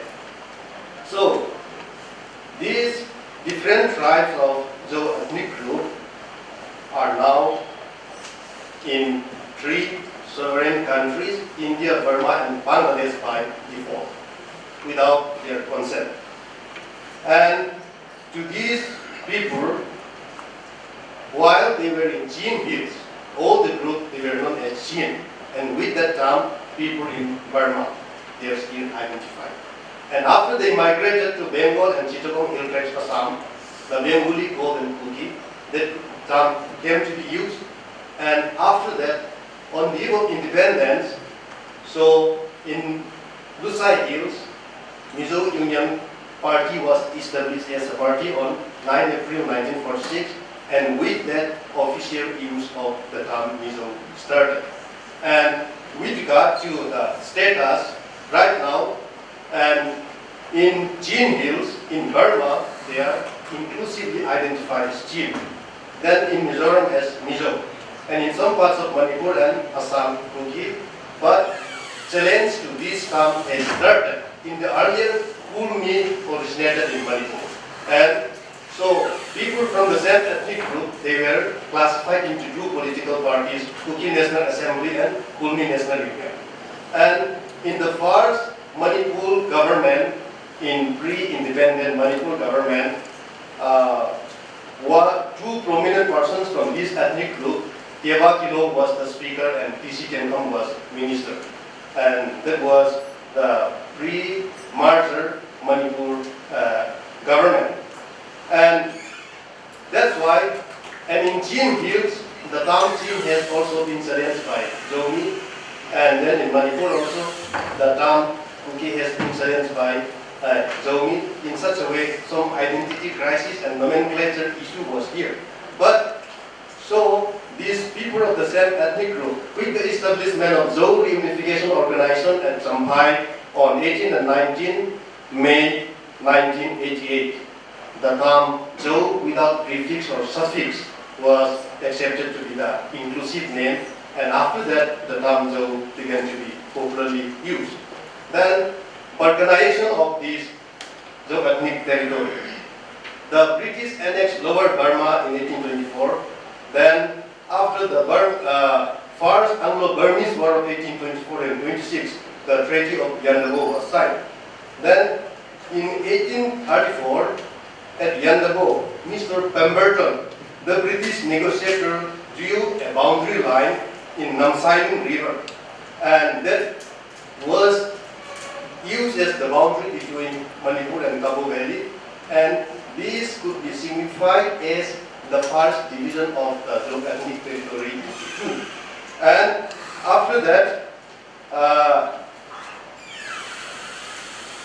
this Zhou ethnic territory of Jin Hills and Lusai Hills were annexed by Lusai expedition of 1871-72 and Jin Lusai expedition of 1889-90. In such a way, the fate of these Zhou people for the time was discussed in Jin Lusai conference at Kolkata in 1892 on 29 January. And here it was known as Jin Lusai conference without participation of any Jin or any Lusai. British officers were here. They represented the bureaucratic view, and without the consent of the Jin people or Lusai people, decision was taken, then the territory was demarcated. And after that, this Jin, it was attached to Burma, then Chittagong Hill Tracts to Bengal, then Lusai Hills and some other parts to Assam. And these 3 afterwards came into the 3 sovereign countries of India, Burma and Bangladesh. So, the status of the Zhou ethnic tribe in the colonial era, it was independent status. Independent from Ahom, independent from the Burman, and independent from the Muslim rulers of Bengal. They had their own chiefdom, many powerful chiefdom, and among those powerful chiefdom, Phalam chiefdom was the most powerful chiefdom.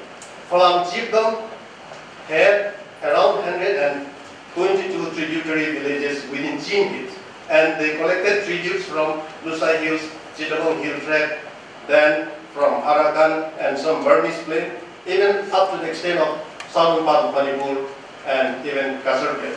Then the powerful chiefdom which could challenge the Phalam was Khalkha chiefdom.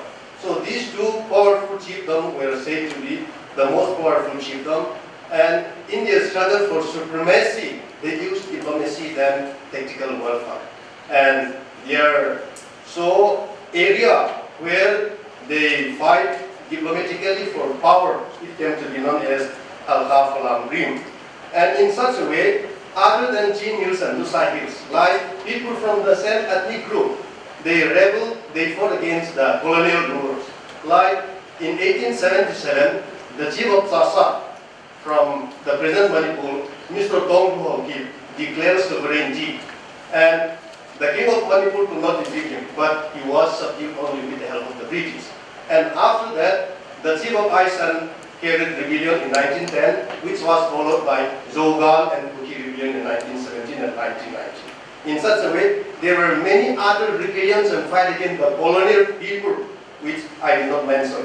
And about the status of these people in the border area, which was clearly highlighted by the government of India of 1935 in section 3111, how these people were described.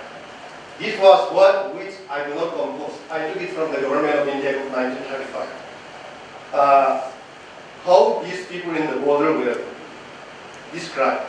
Areas along the frontiers of India or in Balochistan, which are not part of British India or of Burma or any of the Indian state or any of the foreign state.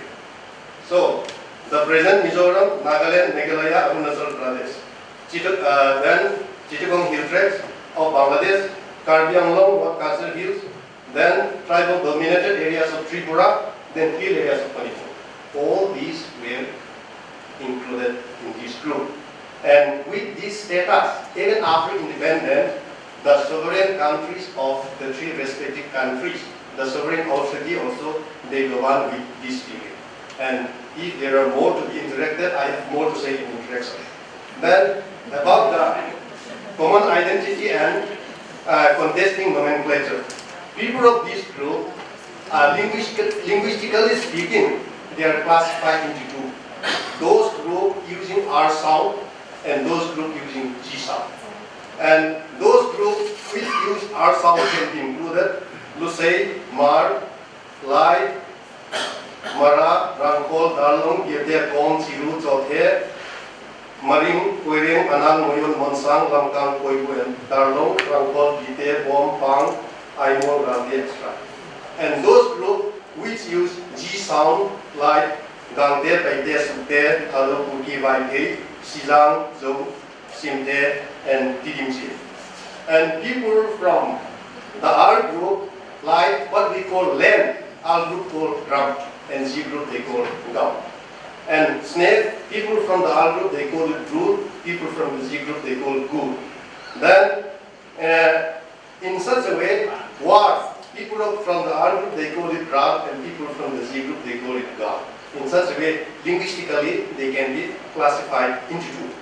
And as I've said, these people are now classified into three sovereign countries. And in the respective sovereign countries, what is their political status and who are they governed? First, I'll come to India. As we know, Indian federalism is a complex federalism. Indian federalism is a silent federalism. Federalism has been interpreted again and again without clear-cut writing in the constitution. So there has been a lot of talk about federalism, but the word federalism itself is absent in the constitution. From this, the idea of framers of the constitution can be taken into account. Like framers of the constitution, they were more influenced toward parliamentary supremacy of the United Kingdom than separation of powers of the United States of America. So far as the Constitution of India is concerned, some of the federal elements which could be found would be in 7th schedule in Article 246 about the three lists, union list, state list, and concurrent list. Then creation of state and union territory in Article 1, 3 of the Constitution. Then for sub-minority tribe or tribals, protection of the tribals, there is provision in 6th schedule for Article 2442 and 2751. And how this has been implemented. And taking the geo-ethnic group specific into account. So this federal provision, okay, the so-called federal provision, people of the group, I think it is applicable in full faith only in Mizoram. So on the eve of independence, Lusai Hills District Council, later on Mizo District Council was created. It was inaugurated by Vishnuram Meghi, Chief Minister of Assam, on 26 April 1952. And 1 year after, for sub-minority tribes who are not Lusai, Koilata Regional Council was created in the south on 23 April 1953. And with regard to this origin of 6th schedule, minority which is described in the 6th schedule is on ethnicity, not on religion or any other. It is clearly mentioned in the Constitution. And like Article 29 and 30 of the Constitution, in that case, minority can be described on the basis of religion or language, but not only in the 6th schedule.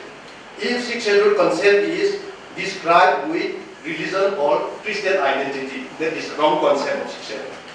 And that's why, till now, and after that, Union Territory of Mizoram was created in 1972, then Statehood of Mizoram was created in 1986, and with the creation of Union Territory of Mizoram, Mizo District Council was abolished. But Koilata Regional Council was trifurcated into three. In such a way, District Council 6th schedule is still maintained in the southern part of Mizoram. And with regard to these three autonomous district councils, it cannot be compared with some non-territorial council of Assam or Mal-Development Council or what is demanded by the group. Because this is different, which has been there from the original constitution. And that's why, like the federal provision or protection of minorities, in the case of India, only those ethnic from Mizoram, and by default, those who settle in Karbi Anglong and TTADC area or North Kazar Hills, they enjoy. But it is still completely absent with other ethnic groups in Manipur and some other part of Northeast India. And coming to Burma, so with regard to Burma, the Constitution of 1947, I think it is a bit sympathetic to the Jin group, because in that 8 seats were reserved for the Jin ethnic group in Parliament. And after that, in the Constitution of 2008, there were some provisions for like different constitutional body, but other than Jin state, no such provision has been provided to the Jin ethnic group. Jin group also ethnic group in Myanmar. In such a way, there were some insurgency movement. And coming to Bangladesh, in Bangladesh, the Jaw ethnic group who can be identified are Bom, Pang, Nivea, Dusai, and Somali. And with regard to that, these tribal in Bangladesh, they are classified into two, Tongkha and Pongkha. Tongkha means those who settle in the hill area, Pongkha means those who are settled by the riverside, and this Jaw ethnic group in Bangladesh, they are described as Tongkha.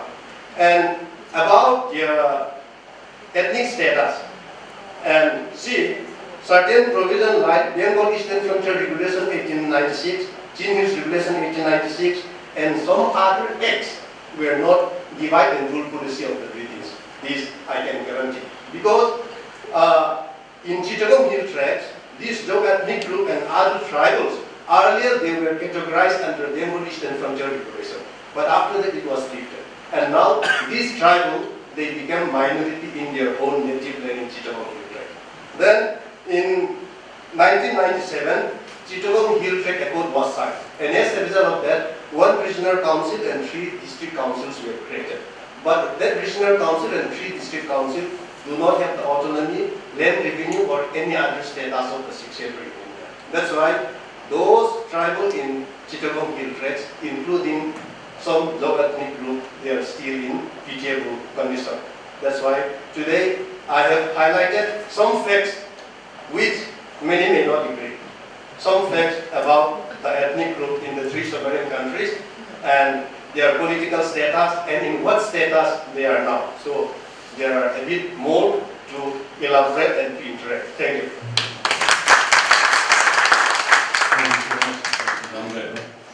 Yeah, that was also an interesting topic. I think time of introduction, questions and answers, we just keep it for that. Now the last speaker, which will now call upon Sunjoy. Thank you, Chair. I'm going to, since both the teachers have spoken from the podium, I will, as an ex-teacher, I will talk from here. So, I think this is very aggressive.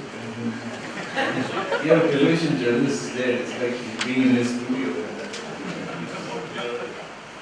Okay.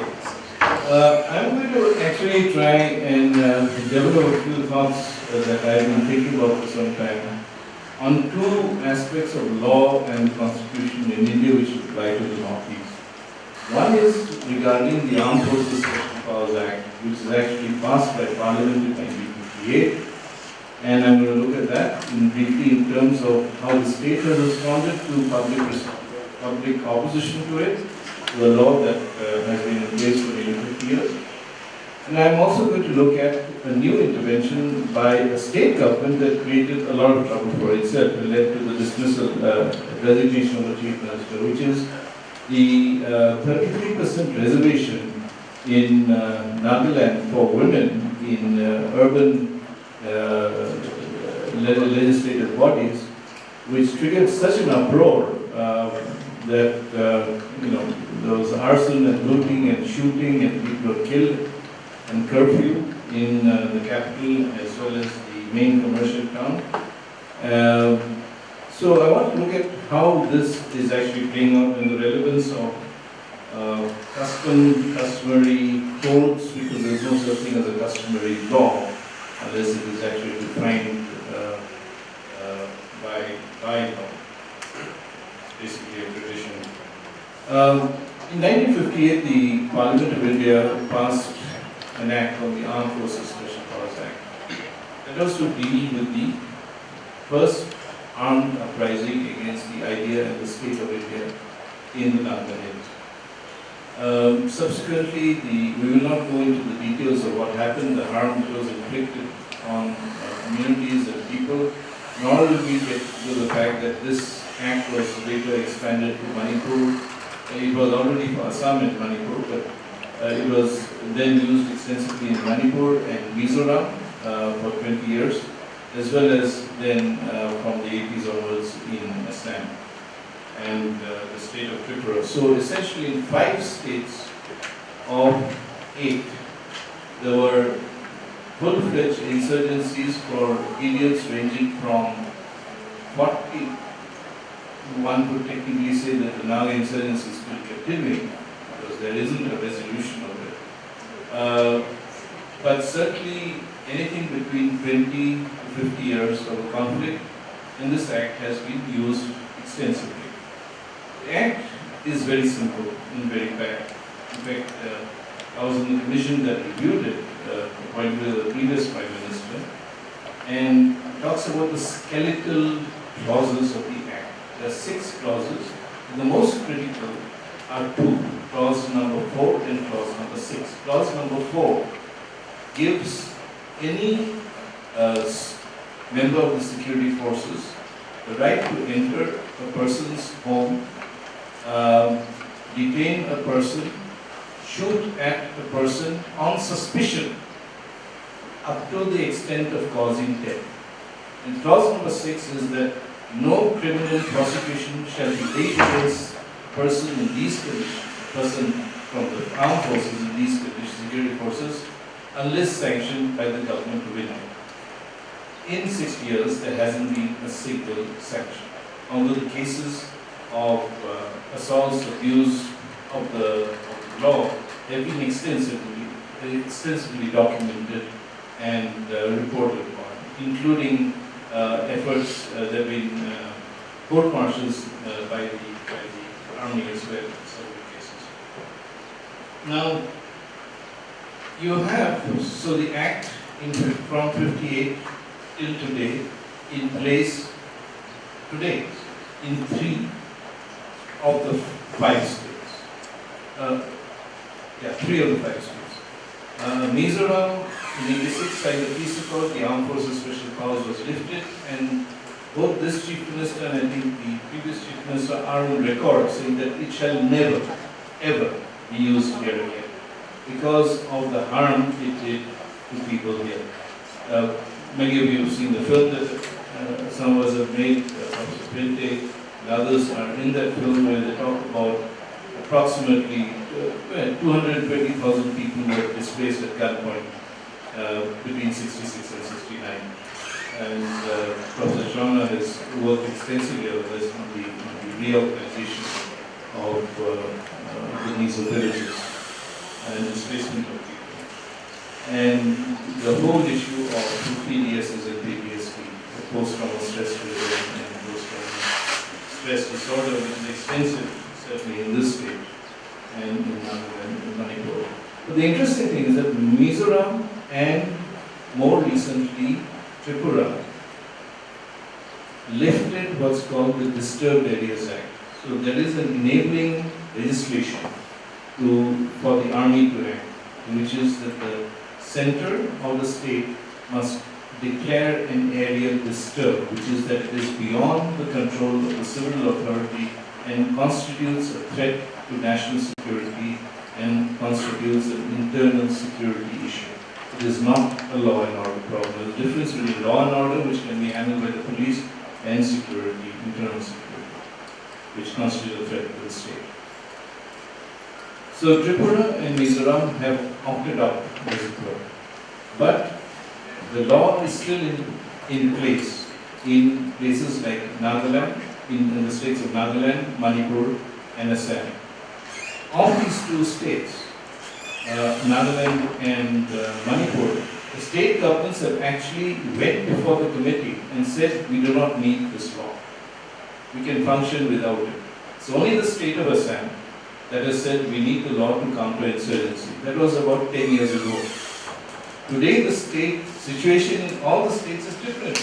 Even in Assam, the insurgency is limited to pockets. And it is basically, they use like mercenaries to attack various groups, religious minorities and other groups. Or they're extortionist groups, people who do tax and predatory groups. So you don't really have a situation anymore in the Northeast, and this I have heard most recently from 2 former chiefs of staff. This is just like last week. They said, we don't need that in the Northeast. They said, Sanjay, we don't agree with you on Afspa. I said, what about the Northeast?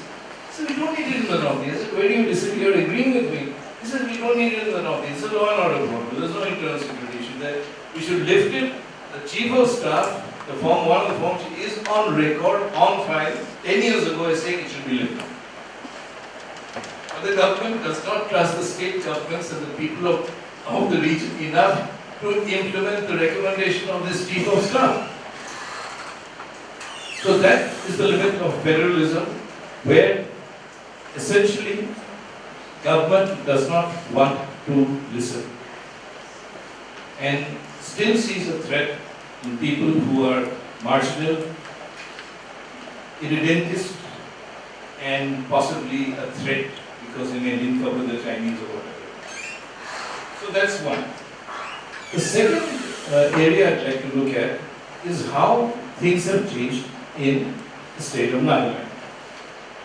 As Bano Hararu had said, there is a constitutional clause which I suggest all of you look at, because it is really quite unique for Nagaland. It says it's 371A. There's 370 for Jammu and Kashmir, there's 371A for the state of Nagaland. This tiny state of 1.3 million people. It says, no act of parliament shall apply to the state unless it is passed by the state legislature. And that customary laws, and this reason is that to protect the traditions and customary, I don't know if it says laws, Costa, do you know if it says laws? I don't think it says laws. It says laws. Yeah, notwithstanding anything, this protects it. Now, so everything was going on fine. Suddenly, last year, the government of Nagaland decides to pass, after conversations and discussions in the assembly and with some civil society groups, the women's groups especially, to pass a law which will bring Nagaland into the constitutional ambit of 33% reservation for women in local bodies. All hell broke loose. Because it was not just Naga men who objected, some Naga women also objected, saying that you have no right to do this because this is not our tradition. Some of us have been speaking to Naga groups in Nagaland and outside for quite some time now, and saying that traditions, we are not still where we were 50 years ago. No part of India is where it was 50 years ago. Nagas are not where they were 50 years ago. And the interesting thing is that in conversation with them, I bring up the fact that Nagas have 100% reservation. All Nagas have the right to reservation, but they are denying that 33% reservation to only, I think it's 5 municipal bodies where the elections can take place. So, people don't see often this contradiction, but to me, one of the most interesting things about this recent discourse is not the violence and the horrible things that happened. These are all tragic, horrible things which should not have happened, but they did. Is that both sides are using the constitution to make their point. The women's group, Naga Mothers Association, went to the Supreme Court to ask the court to intervene in this matter, saying that this is a constitutional right. The groups which are opposing are saying you are transgressing and harming 371A, which protect us from Indian laws. So both groups who are actually at one time would have opposed the idea, the constitution and the laws of India are using those very laws and constitution to make their points, which I think is a remarkable and wonderful thing. Most people don't see this, because they're so caught up in this, that it's a men versus women thing, which is not, that's too simplistic. And I think it tells us a larger story of engagement between the idea of India and the people of the region and people of the country, which is more and more of us are traveling to, quote, mainland, unquote, India in search of work, in search of opportunities, in search of education and livelihoods. That itself is telling you a story that they are not turning their back on what is here, but they are looking forward to different opportunities. So the engagement is increasing. All of us engage with India on a daily basis, whether it's because of the university you're in, the courses you're studying, the teachers you listen to or don't listen to, the places you visit, your relatives who are outside. Every day there is an engagement of some sort. 50 years ago, some of your parents would have fought against the idea of India. Today, you are engaging with the idea of India. We are not embracing it, but we are engaging with it. And to me, that is making all the difference. Thank you.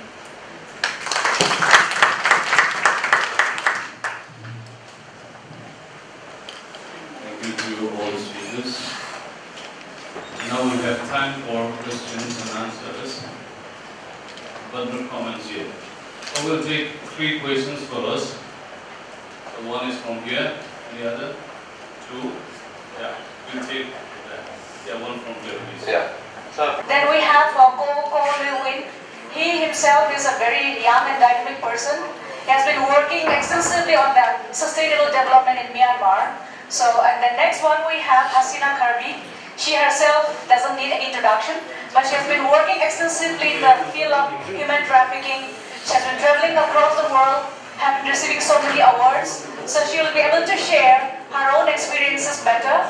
And of course, Karma Paljor, the nation knows him, so I don't have to really introduce him. So now, just before we start, let me just say a few words, because the two-day session discussion, I think we have extensively discussed so many points, and it is a diverse topic actually. And you know, from the main thing, all of us will have picked up pieces, and I think we need to really knit this together, so that, because we have our Myanmar friends here, and I think from this discussion, they have to take something from here. So, I mean, let me just share a few lines of the Constitution. That is the comparison of the Constitution of Myanmar and India. Because we have shared about, like for example, in the case of Northeast India, in Manipur, you said Article 371C. This is actually some provisions. You talk about land resources, the rights of the traditional tribal people. You talk about Mizoram, that is 371G. And then you have Nagaland, 371A. So I just would like to request the Myanmar friends, you just see if there is anything, then you can take it from here, you know, so that I do not know, because your 2008 constitution is a challenge, and you even say that there is no as such for that. So you have no rights. So just see, of course, we ourselves are facing a lot of challenges in having all this clause for us. Sorry.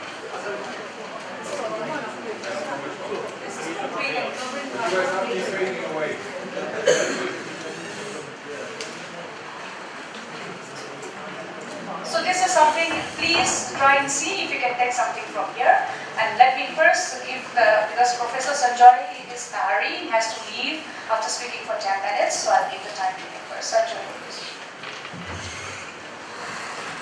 I think you're all going to be glad of seeing me here and listening to me, so I'm going to make this short and sweet, hopefully, and get the hell out of here. So, the first thing is, since I wasn't here yesterday, I looked at the agenda and talked to a few people who presented and so on. One is, I think we need to, since this is a sharing on opportunities for collaboration and future work together, I would say that look at best practices.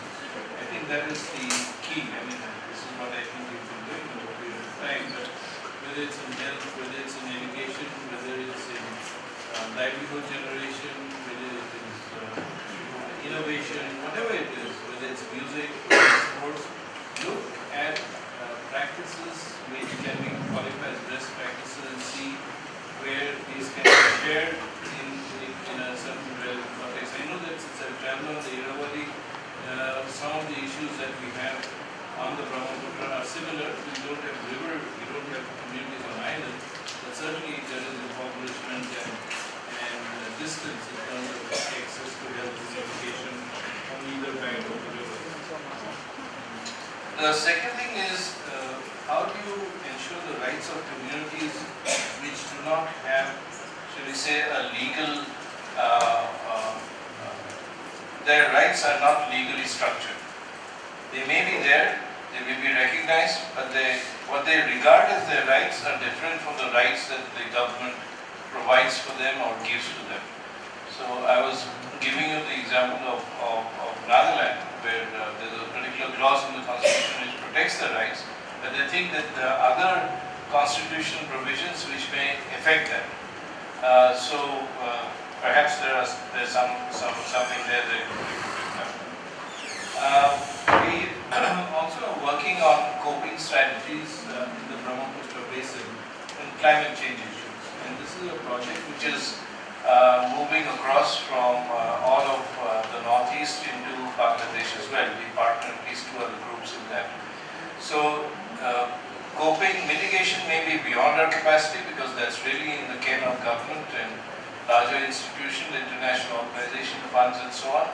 But coping strategies in terms of how local communities are coping with change, climate change, in terms of whether they're sowing the crops a bit later, whether they're shifting in terms of physically shifting their homes and their farms, wherever there's common land and common ground, and resources, access to resources like water. So that would be something that we will certainly be happy to share. I think the three other points I would make very quickly, and this is something that I'm sure you had dealt with in an earlier discussions, is the learning from each other in the ceasefire and peacemaking processes. We heard a little about that from you in the morning, and I think there's a lot more because it is so detailed and so fine that certainly we in India should learn. From 113, I was counting, 113 points for political, economic, military and social dialogue. I mean that, and we haven't even gotten beyond stage 3 of one set of dialogues which has been going on. I think there's much we learn from the processes in Burma. The last point I want to make is to emphasize the use or at least what some of you will be seeing this evening on campus, which is soft power, is music, cultural collaboration, perhaps exchanges of journalists, a festival of sports and music that will bring this is an idea I've thrown up time and again, at least in 2 other forums, BCI, is that have an international set of river festivals that celebrate the rivers and the people of the river. That is something that I think would have a greater resonance than just law and structures, because they go beyond, because we have to go beyond what is written. We have to go to the hearts of people and find out how it is that you can connect what is written also to the hearts of people. I close there. Thank you very much, Professor Sanjay. You have really talked very important points. I think our friends from Myanmar can take it. That is for best practices. And here he mentioned about the coping strategies that they are working on. So maybe you can explore more with. And also he was talking about learning from each other. That means I think it is the cultural collaboration, sports, music. So I think all these things we can look into it. Maybe this can be a way forward. And also like he was saying that I think we could form a team. Maybe your team can come to the Northeast. And then some of the Northeast experts can go to Myanmar. And then maybe you can share experiences for future. So maybe this we keep it as some points as a way forward. Yeah. Thank you very much.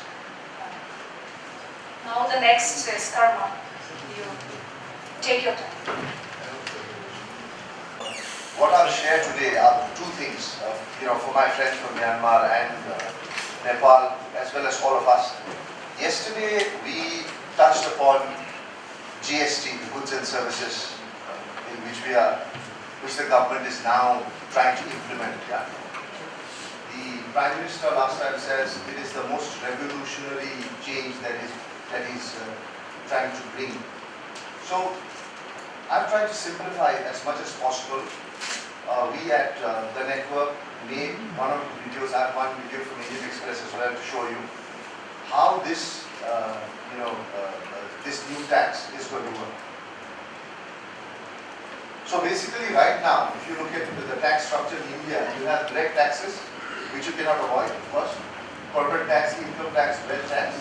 Indirect tax, there's excise duty, sales tax, service tax, and a host of other state government taxes and all, It makes India about 39 markets, so it's not easy really to do business in India, because if you move goods from one place to another, it becomes very expensive.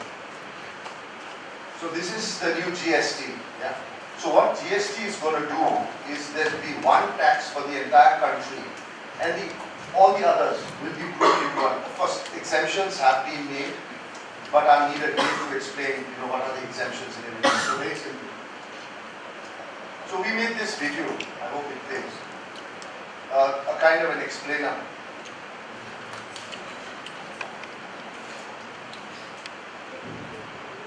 How do I play this? You're the TV guy. I'm not used to this.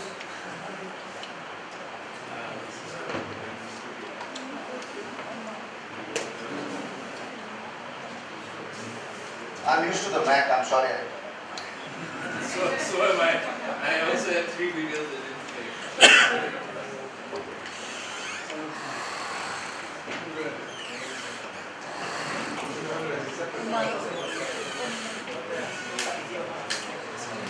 Okay, I think we'll just forget it. As a separate file, it's very easier.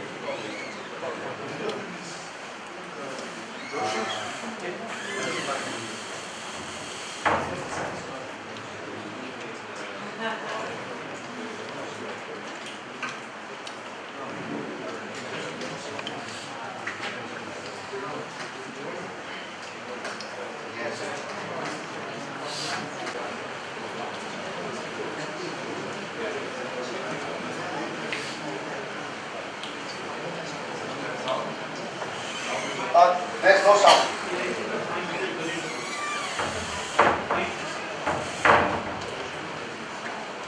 There's no sound, it's just music, so you just need to follow it.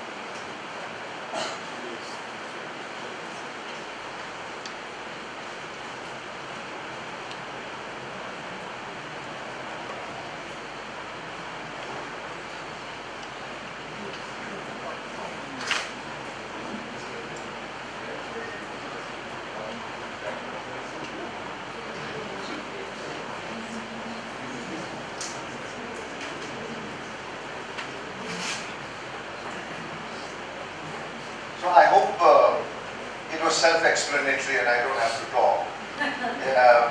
In case you need more explanation, I could go over this again. You know, there is sound, but here there's no sound, so we'll go over the sound and out. So that's the idea. So this is what we are going to do, change the entire regime. So there's going to be a single tax across. There have been arguments, yes, some of the state governments are not happy. Some of them have even accused the government of trying to attack the federal fabric of the country because of this single tax. But I guess the government wanted to go through it. And now the thing to note here is it's not a pure GST because a number of exemptions have been made. A number of goods are out of the ambit. So the states in a way have had a say. So there's a GST council which is going to look at, decide, and that council is made up of all the states. So in a way, Arun Jaitley recently said, that is what shows, is in a sense a true federal structure has been put in place as far as the GST council is concerned. So they are still toying with the idea of the GST. So that's the GST. And one big advantage, of course, is that there is no need to tinker with the taxes year after year like you do every year during the budget. It puts again India in a single market, not 30 or 40 odd markets that we are currently. And everything comes straight. That's what the government wants us at least to believe. But there are a lot of people who are in a way against it.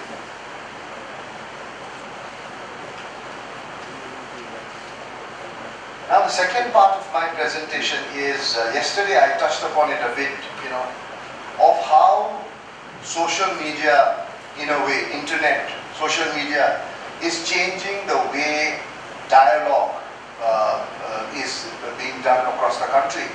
And it's interesting to note, if you look at the demographics, you call India, one hand, the cities, the urban India, the cities, the mega cities of Delhi, Mumbai, Bangalore, Chennai, versus the Bharat, which is the rest of us.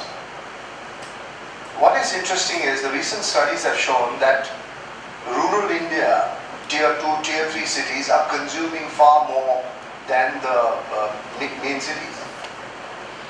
Hence, the focus is becoming more for all these companies, so to say, to now take a look at rural India.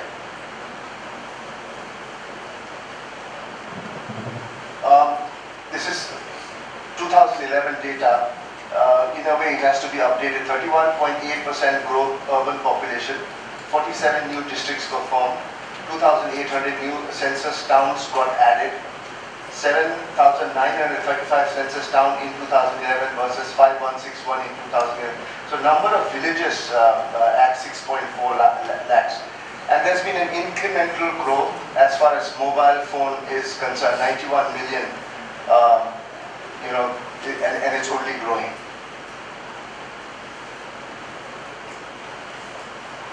Just numbers again. 1 billion Indians now have mobile phones, which is a very powerful figure in terms of dissemination of information, and that is what the current government believes in. They are increasingly moving away from engaging even the mainstream media and involving the public directly, reaching out to them directly in decision making. Facebook is an interesting example that I've been looking at very closely, following them. I've been meeting them, speaking to them. 138 billion. And the most important thing is that Facebook usage is the highest in the northeast of India. We spend about 48 minutes on Facebook, that is across all the states, wherever there's 3G or 2G, which is, according to Facebook, the highest number in India. So there's, this is where you can reach out to the youth especially. Internet penetration, and that's the rural internet penetration. It is growing. What is interesting is that most of them are no longer on 2G. They are consuming about 1 GB of data per month. For a village, that's quite a big number. So that means they are using data per month, a person, gigabyte, in the villages. Smartphone users, again, 220 million on smartphones. Although although I guess many of them have smartphones but have not connected themselves to the internet just yet. So they have an iPhone but no internet connection. But still, that's a number. Again, figures just to show that how information, being in touch is becoming more and more interesting. Is that it took about 110 years for the telephone to reach a billion mark, and it took 8 years or less for Facebook to reach a billion user mark. So that's how fast social media, especially Facebook, is growing, and that's where all of us need to go in order to connect with the youth, disseminate information. I guess that's very important.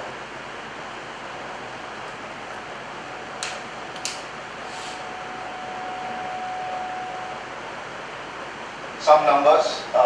We just show that there is so much of space for growth in India, not just traditional newspapers, TV, but internet. We are just 20%. At 20%, we've managed to do so much. Imagine if we go up even to 40 or and especially the cost, the reduction in costs when it comes to just say printing paper. We don't have to print paper after that. Reaching directly to the that's very important. Again, numbers. Facebook, 138 million average monthly users in India, 22 million average monthly users. Twitter. Now, why I consider Twitter important is that policy-wise, I have seen myself that many of the editors rely on Twitter chatter.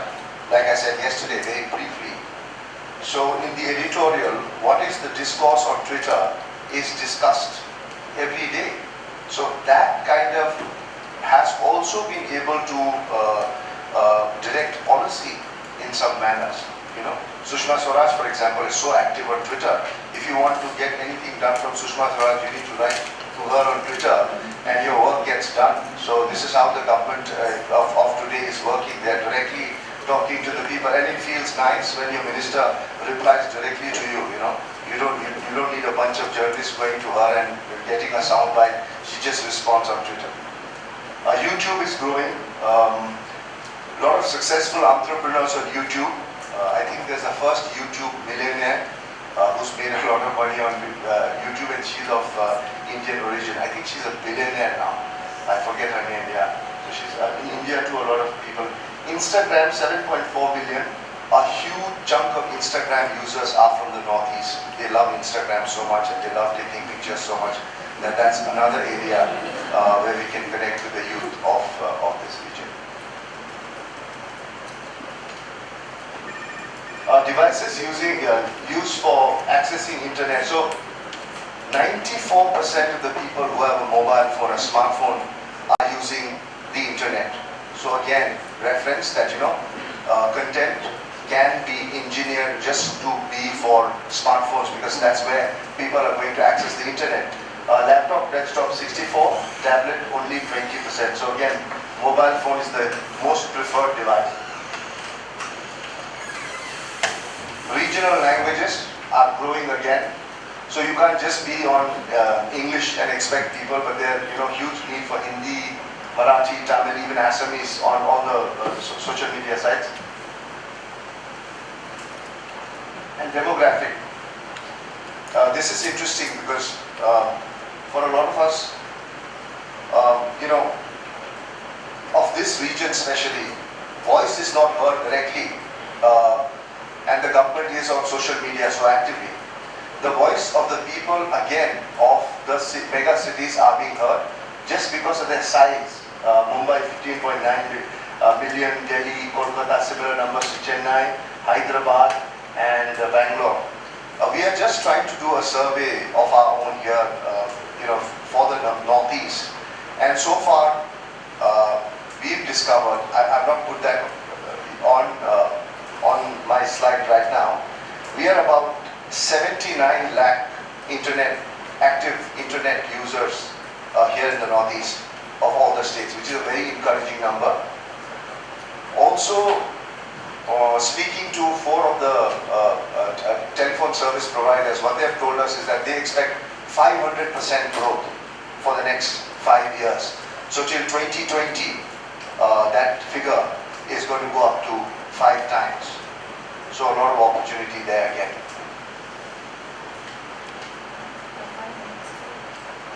Okay. Again, this is the total mobile connections. As I told you, about 1 billion mobile users, 638 million total smartphone users, 167. Total mobile internet population about 275 million. And 70% of the smartphone users are between 14 to 34.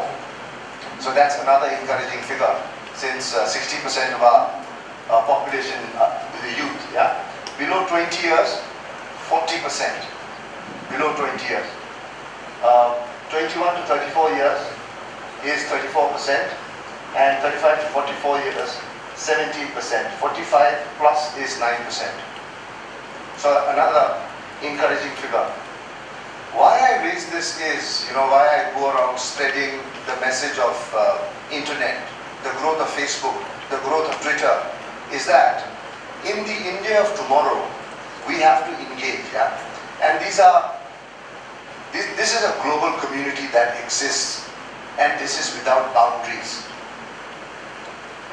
There was a time when we all were living in, say, a well with little knowledge of the outside, like a toad in the well, like they say in Sikkim. We had no knowledge. Now, that toad now is connected to the rest of the world through the internet, and it's boundaryless. The ideas from a small town in Slovakia or Estonia, brought directly to us on Facebook. We can see that. So more and more, if you are to take forward the idea of federalism, to grow, to learn, ideas, knowledge must be disseminated well through the use of internet. A paper has no use sitting here at the Mizoram University when it can be spread and spread worldwide. There are best practices of using Facebook, Twitter, what people like, what people don't like, how you use, what time you post, what to post, what should be the duration of a video, what kind of information works well on these social media sites, how to reach. Of course, that is another class that we have to attend, because it's an interesting subject. And how they consume, what are the consumption patterns, what kind of information they are looking at. But I just wanted to show you that there is a world which is already built up, which is already strong, and we need to reach out if we are to have transparency, if we are to share ideas across, not just across the country, across the region, but across the world. Thank you. Thank you very much, Karma. But your presentation is too technical that I will not be able to repeat what you have said. And I'm sure the audience have picked up whatever points that is relevant for them. And I remember one former MP said, what he said in Delhi, it took 3 months to reach Manipur. So then those were the days. But like you said, life is really fast now. And I think we should make use of it in a very good way. It can also misguide us. It can also waste our time. People really fighting in social media, which is not leading anywhere. But if we use it in the right way, I think this is really helpful. And I think that tweeting to the ministers, I think you Myanmar friends can also see and think, maybe you can tweet to the lady and raise your voice for your ethnic rights. And now the floor is to Popole. Thank you.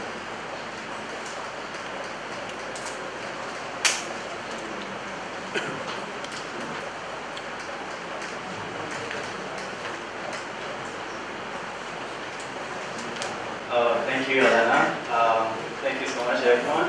Before I start, can we request everyone to stand up? And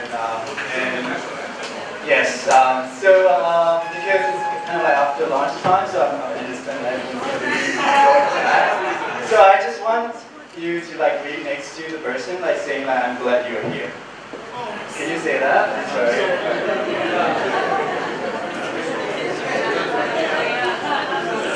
Thank you so much. Thank you. So, I mean, I just want to kind of like refresh you guys because like 2 days being really long days and like everyone's been like listening the whole day.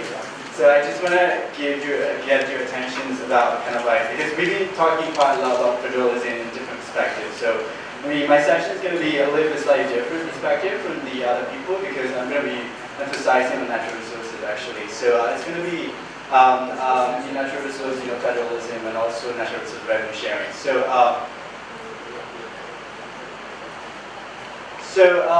My presentation is going to be two main parts. The first one is going to be I'm going to be like explaining something about the subnational kind of like arrangement between Myanmar government, and also the second part is going to be some ideas about how we could kind of like share different revenues within like intergovernmental transfer and those kind of ideas actually. So the first actually is why we're talking a lot about NLD, because some of the people might already be familiar about National League for Democracy.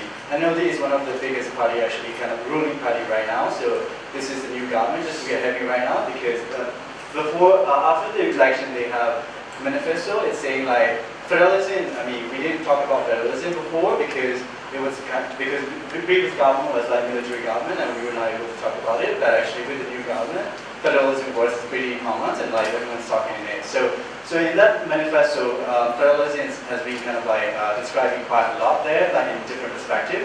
So that why federalism is really important here in Myanmar. It's like in India, we have lots of ethnicity.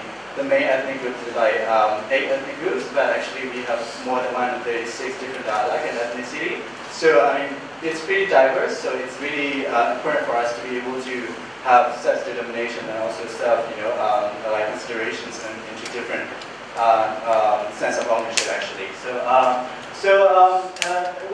as an RGI, I work for an RGI. An RGI is Natural Resource Governance Institute. We work in different policy aspect of the Natural Resource Governance issue, basically on oil and gas and mining sectors. So the way we work is we try to do different policy research in the country and we have different international expertise around oil and gas sectors. So then we bring up those expertise in the countries and try to talk to different local communities and also try to talk to different government ministries and try to negotiate into different legislations and better policy reform in the oil and gas sectors. So this is just a glimpse of kind of overview about different tax collection. It's going to be over mining. So you could see like, I mean, there are different countries there. India is one of them as well. So when you say like federalism, some of the people might probably think that federalism, when it comes to federalism, it's all about subnational government. So subnational government is taking all the control over different things. But actually in different countries, they have different way of like doing things actually. So for example, you can look at, Australia. Australia is one of the federal countries as well. So when they collect their taxes in mining, the national government is collecting the corporate income taxes and the royalties from different branches, the national government is collecting it. And the property taxes and land taxes are collected by the states and the subnational government as well. So you have different way of doing it. That's why this is my question is once you have the federal state, you really need to have a clear understanding of which government is doing what and which government has responsible for doing what other things as well.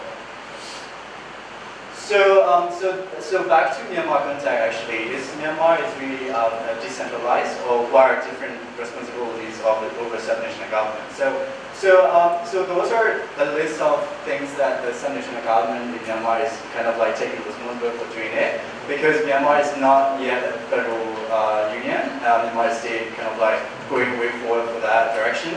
But actually there are some things that subnational government has the right or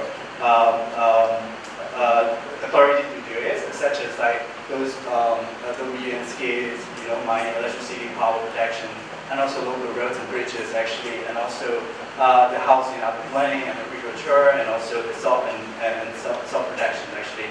And also one of the interesting things here is like the cutting and polishing gemstone, because some of the people may probably know that Myanmar is really rich in different precious stones, such as like jades, rubies and sapphires and some other things as well. So, but actually most of those precious stones and all these projects are controlled by the central government. But you can see that the subnational government has kind of like kind of authority over kind of academy polishing those different maybe jade or maybe rubies or those kind of sapphires that are coming out of the mining site actually. So those are some little positions as some national government to be able to implement different activities in the country. So let's get back to the kind of different political settings. So it has been mentioned from my colleague actually, but I just want to repeat it. So here in Myanmar, the chief minister, because we have states and regions, so most of the ethnic area are called by states, and most of the Burma dominant regions are called by divisions or regions. So most of the chief minister are appointed by the president directly, but actually the chief minister mostly drafts the budget for the states and region actually for its own region. And the minister, most of the ministry actually in some national region, you have Ministry of Environmental Conservation or Ministry of Planning or whatever. They have the ministry, but they only have they don't have minister actually. So those ministries are not really powerful at some national level, but because those are controlled by the central government, region actually. So there are different challenges between the central government, which we call like central government and also some national government actually, because some national government has too much power to do different things, but only some national government doesn't have lots of power to do some other things as well. So let's look back to the budget allocations and implementations, because so India definitely has those kind of revenue sharing mechanisms actually over different resources, but in Myanmar we don't have resource revenue sharing mechanism, but we have budget allocation. So how it's worked is like the states, local meaning like parliament. Parliament is passing legislation. Then they could review the budget that proposed for the states and some national level government actually. Then they can implement by the union official actually. So because it's reviewed by the central government actually. So the sub-national government has rights to prepare the budget, but actually the union government has to approve it, and they have to implement all these arrangements actually. And also one of the challenge in states and region government has if the central government transfer the budget allocations for the sub-national level government, actually the sub-national government has low capacity to be able to spend those money properly. So meaning like absorption capacity is pretty low, because when they have money, they can probably build a park or maybe the housing of the government officials or the founding or all these different park or market actually, which are not really necessary for the people in that region. This is really one of the challenging problem here in this country. So this is just giving you guys a little bit of fiscal transfers in Myanmar. So you can probably look at down the different states and region there, and those are different year data actually. So I just want to give you a sense of those states and regions where you have conflict, because like Kachin State, which is the northern part of Burma, and also Rakhine states, because those are very conflicted area, because you have ethnic and the civil wars going on, and also the ethnic issues actually. Those kind of area getting budget allocation, many like higher than the other, because they have all these remedy activities like making things better and stuff like that. They have IDP, internally displaced people or refugees people there, so the government's giving more money for that. So those kind of states and regions getting a little bit more money than the other non-producing or poor versus rich region actually. So basically those rich region and also those conflicted area getting more money than the other states and region. So I'm not really talking so long, explaining about different budget allocations for that, but this is obviously the slides that I was talking a while ago. It's like Chin, Gaya, and Kachin states, they receive the highest per capita of transfer, and the other non-resource rich region are getting the lower budget allocations actually. So. And also there is another one considerations in Myanmar, because we don't have very strong fiscal policy. So I mean, the states and region government, it's like if you're crying more, you're getting more money, right? So the states and region government are like, if you can cry in front of those kind of chief minister, then you're getting more money, right? So there are lots of inconsistency, in the way of like the policy the budget system as well. So that's why we are really pushing the government to be able to have better fiscal policy in a way of like distributing different revenues to different way of like spending it. So that's why this is really reflections and the question marks for our country actually. So it's like how are the region and state government like spending their existing budget allocations. So if you probably look at the picture over there, so this is the state parliament in Chin State, actually is in Hakka. So I mean the Chin government is receiving a lot of like a higher amount of like money transfer from the central government actually, but they didn't really work well in terms of like service delivery to the people in that region actually. Instead of like they built in all these government buildings and also the housing for the government government actually. So those are not really effective use of like money like why they have it. So that's why there is a question.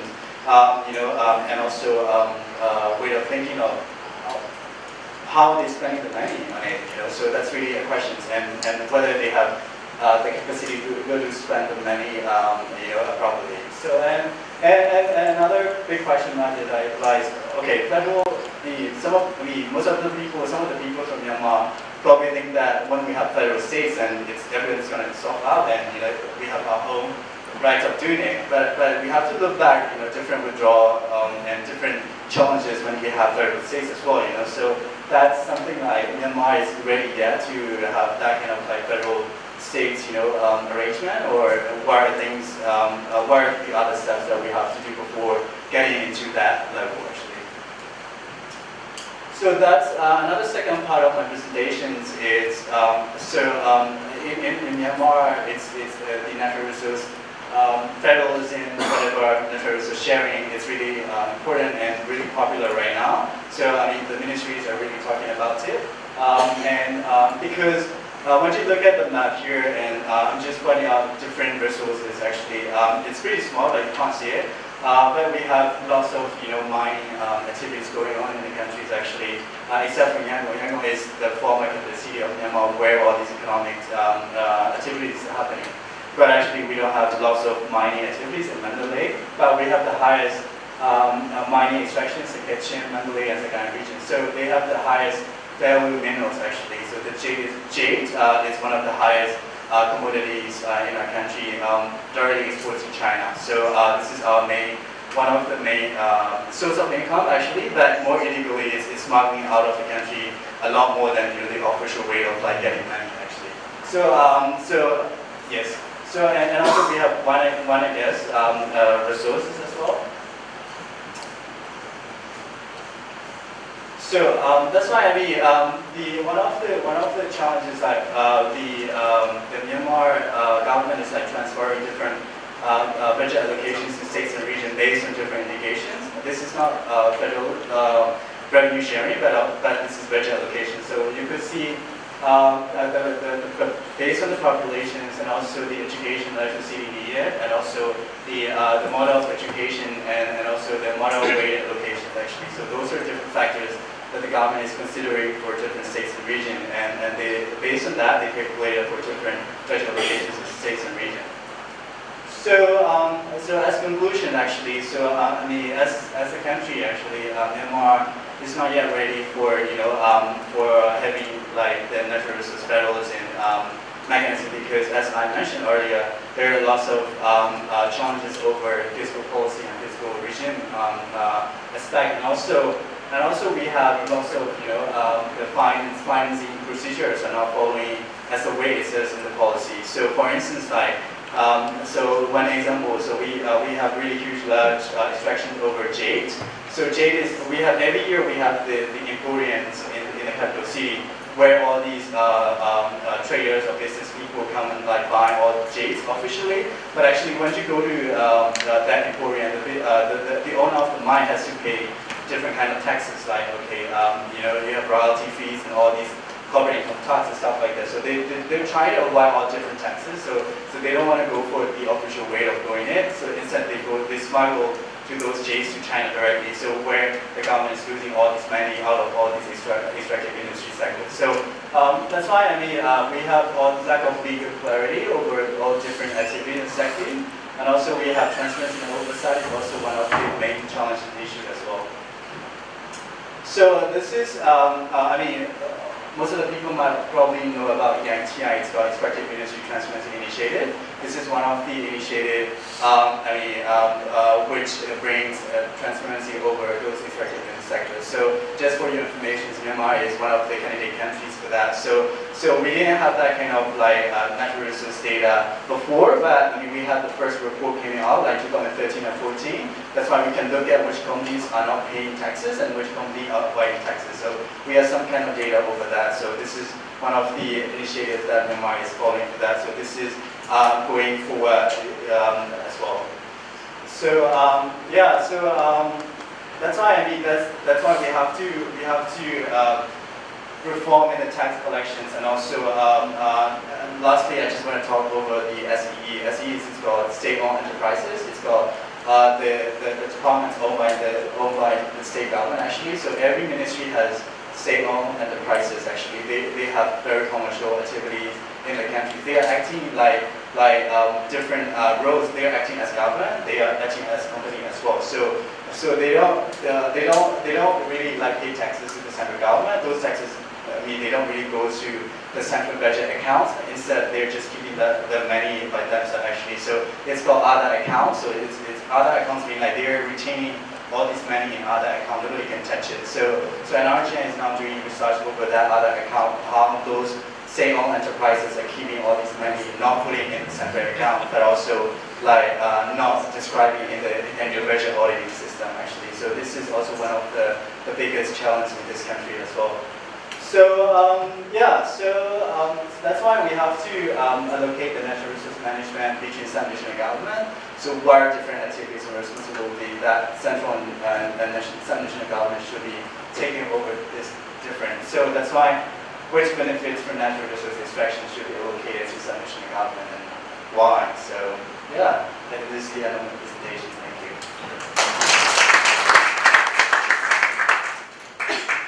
Thank you very much for Colby. You started with a big question mark and ended with a question mark. So I think we are yet to find a solution, and we can see a lot of challenges in your government. And you talk a lot about transparency, which is extremely important, and there seems to be a huge gap between the citizens and your government. So maybe we need to work more on that. Okay, so now I give time to Hasina Karni, who is the founder, president, and chair of People's Network Management. Hasina, please. Thank you, Alana. I think it's really nice to see our former Indian ambassador to Myanmar, because what I'm going to be sharing right now has a lot to do with the help that he had given to Impulse in replicating the model in Myanmar. Thank you so much, sir. I think it's nice to see you after a very long time. And the good news is the SOP with India and Myanmar will be signed this year with the Prime Minister visit. It started during the period that you were there. So I just wanted to get into very practical sharing that I'm going to be doing rather than technical. But since the topic that's being provided in this session is resource sharing and management, coming from a non-profit world, having worked with civil society organizations for the last 25 years, and also looking in terms of people-to-people contact, this is what the Northeast can collaborate and participate, as well as bring in Indo-Myanmar relations through people-to-people contact. When we are talking about resources, I think Myanmar as well as the Northeast has different diversity. I think every speaker has spoken about the cultural diversity, historical, political. I've been hearing that when I entered in the first session as well. But along the line, I think what Karma was mentioning today, a world of technology that connects people in the global and the world is becoming smaller, is also the reality of today. And seeing the change processes, that good practices, that what Zarika was mentioning before he left, is something that we could capitalize when we are talking about relationship building with Myanmar as well as with Nepal and also our neighboring countries of Bangladesh.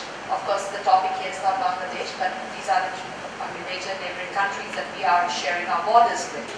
Now, what my journey with Myanmar for the last 5 years has been an incredible journey of learning, a journey of understanding the different diversity within Myanmar and also connecting back to a lot of cultural support system that we have in the Northeast as well as we have in Myanmar, is that we have seen the issue of migration, which is one of a very important issue today.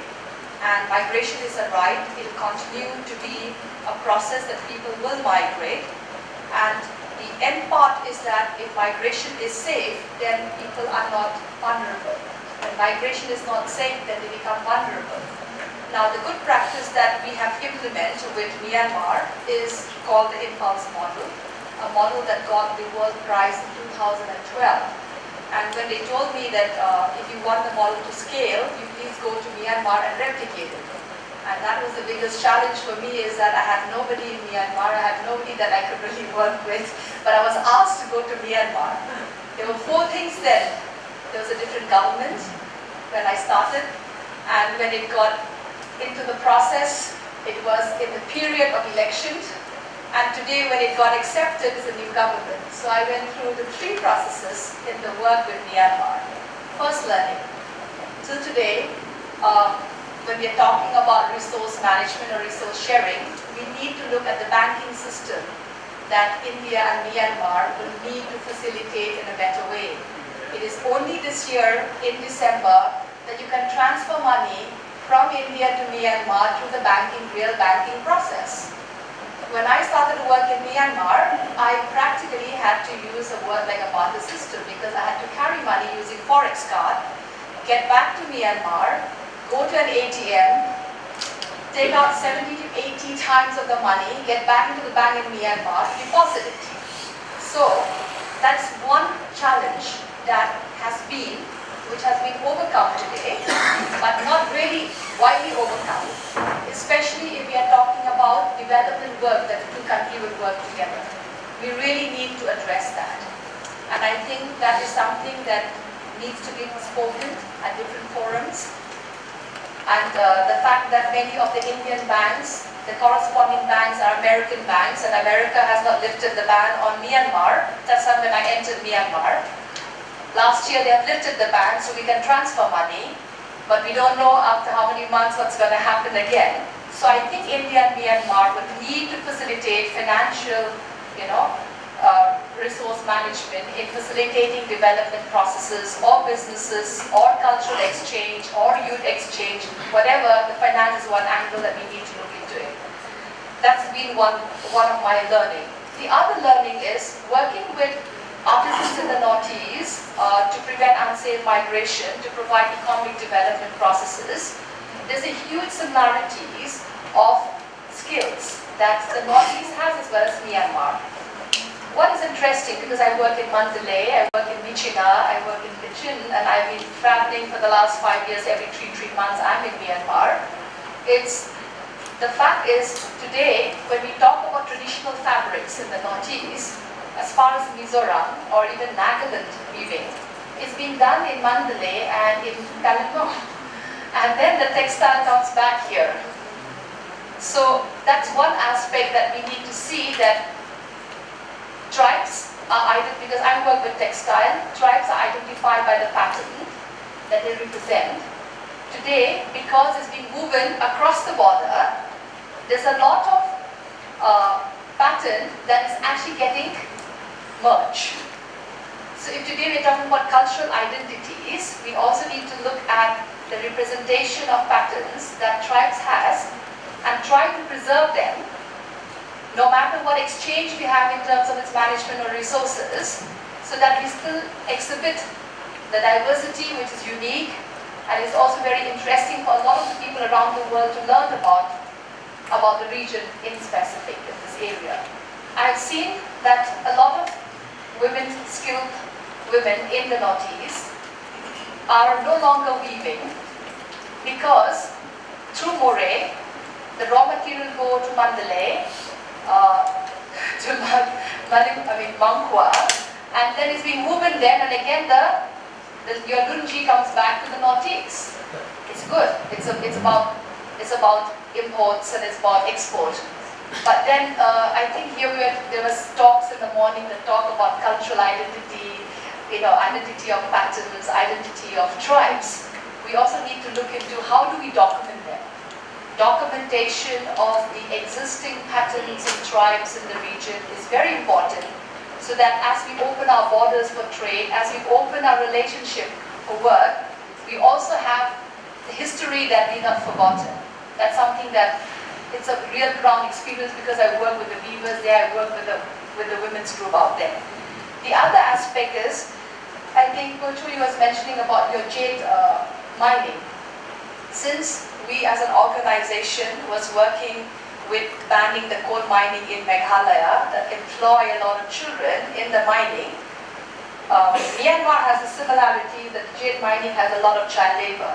And that's when I visited all your mines in the jade mining work, and also working with our partners out there, that if today the mining industries of jade in Myanmar will have to grow as part of the national resources of the country, then they also have to adopt international labor laws that will not violate rights of young children.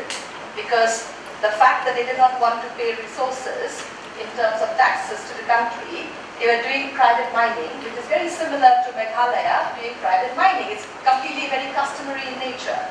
But the fact remains is that a lot of children who are being trafficked for labor into these mines are also growing day by day, because it's becoming a resource that China is engaging in terms of buying it very much. So these are also things that when we're talking about resource sharing and management, we need to share and learn experiences from both the country across, so that Myanmar will not repeat what Meghalaya has done, and then look for scientific mining after 35 years. They rather look at scientific mining right now when they're opening up their borders.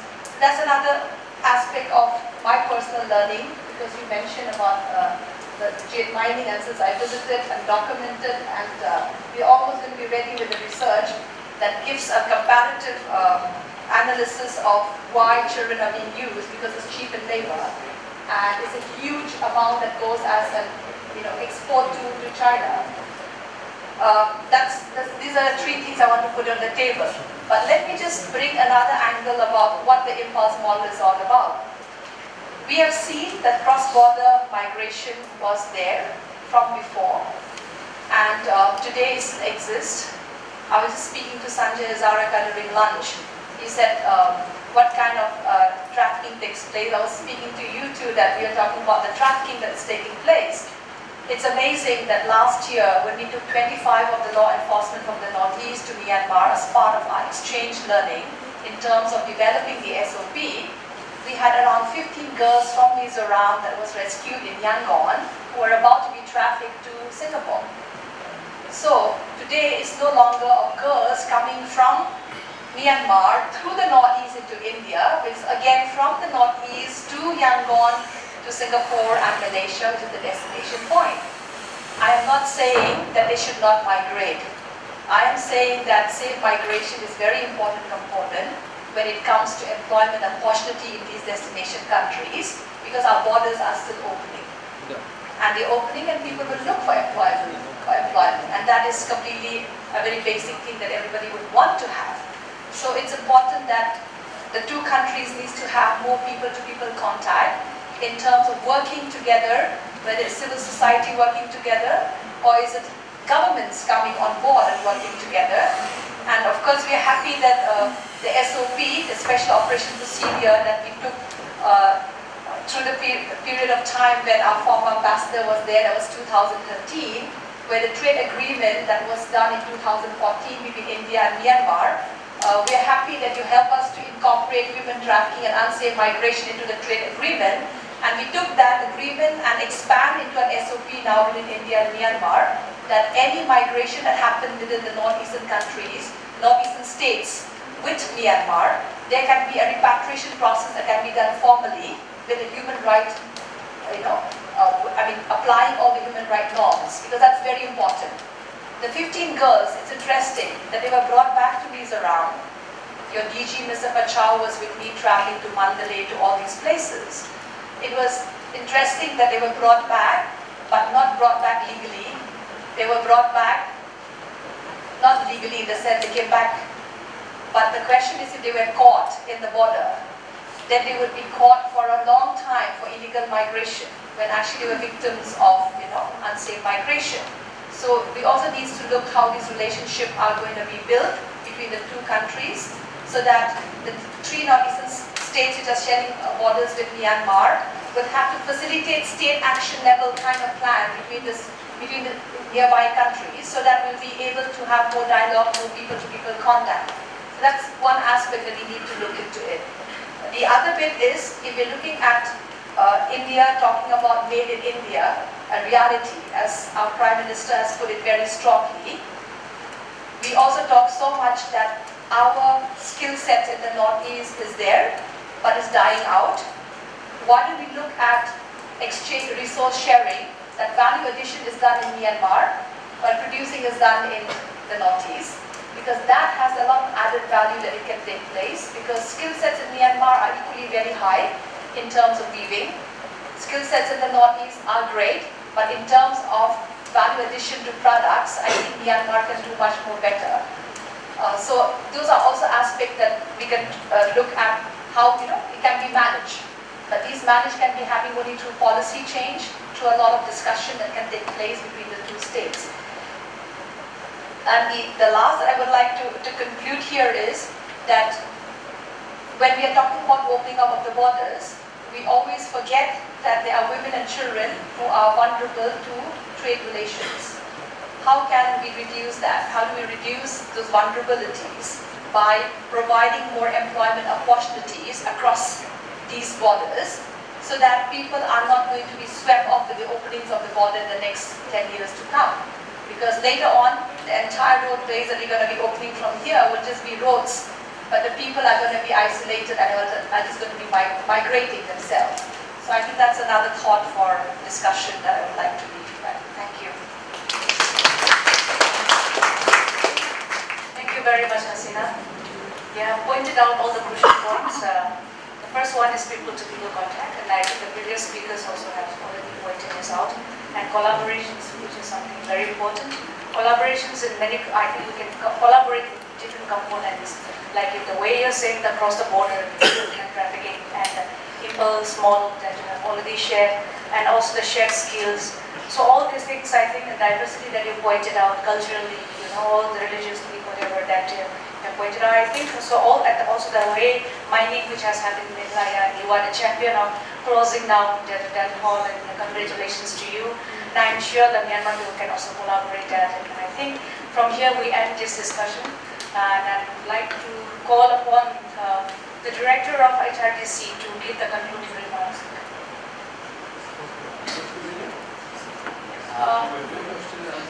Oh, sorry. I wanted to end so much. So, yeah, thank you for that.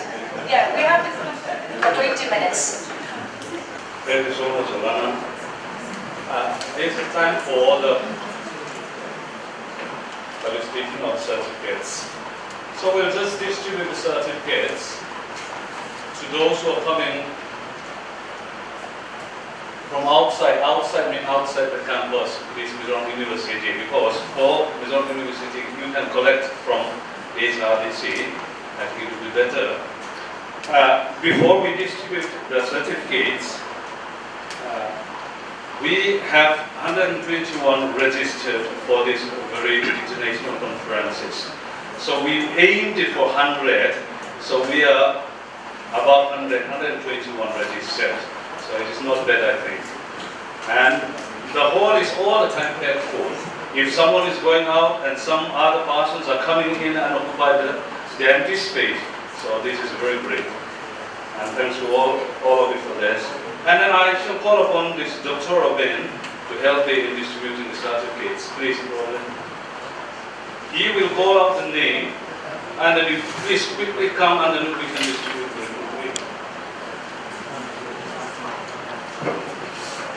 As we come to the end of the program, it's fitting to distribute to our guests from outside.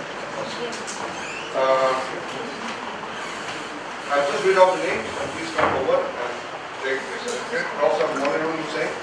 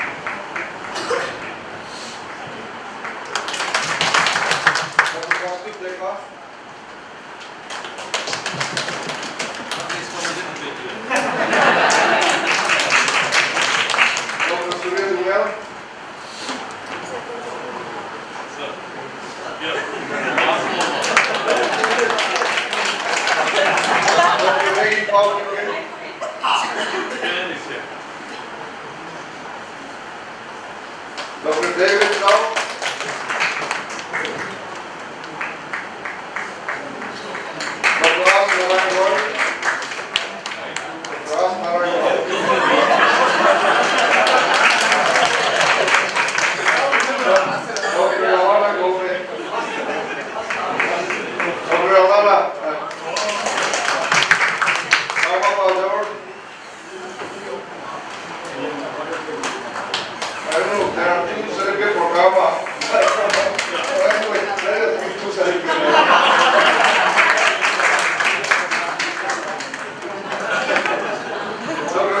Excellent, Fever.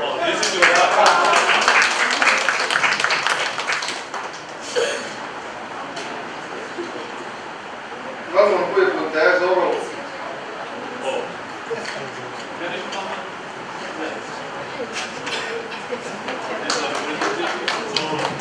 Cooling Sierra.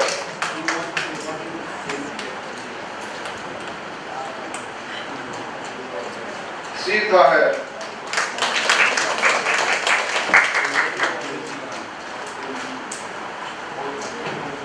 SYTLC, Genuine Organization.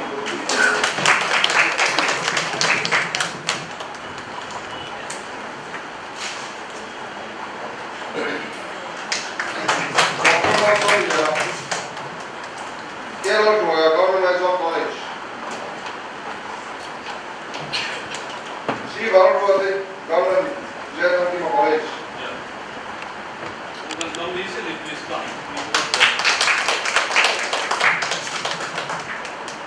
London because I'm there, Fine University.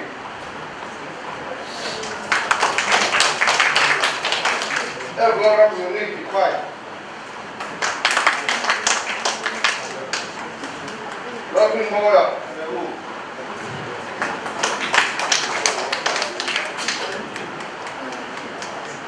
that's where you are, take London Myanmar College.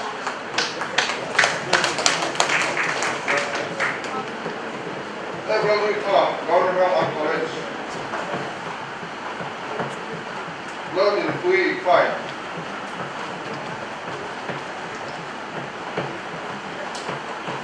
London Moya, fine. London Moya. Mentai, WLC. Mentai, WLC.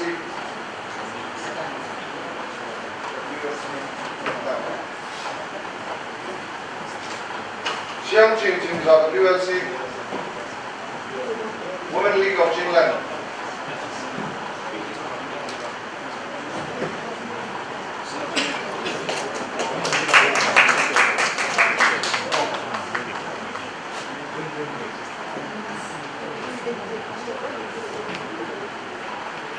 Benjamin Lorin Sara. Dr. Benjamin Lorin Sara. Dr. Samuel Sara.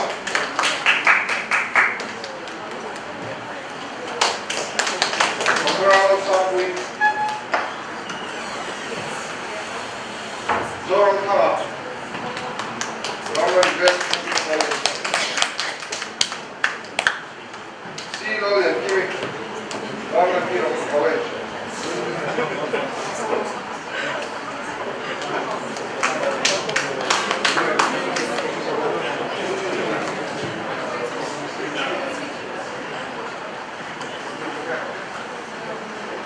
Yeah.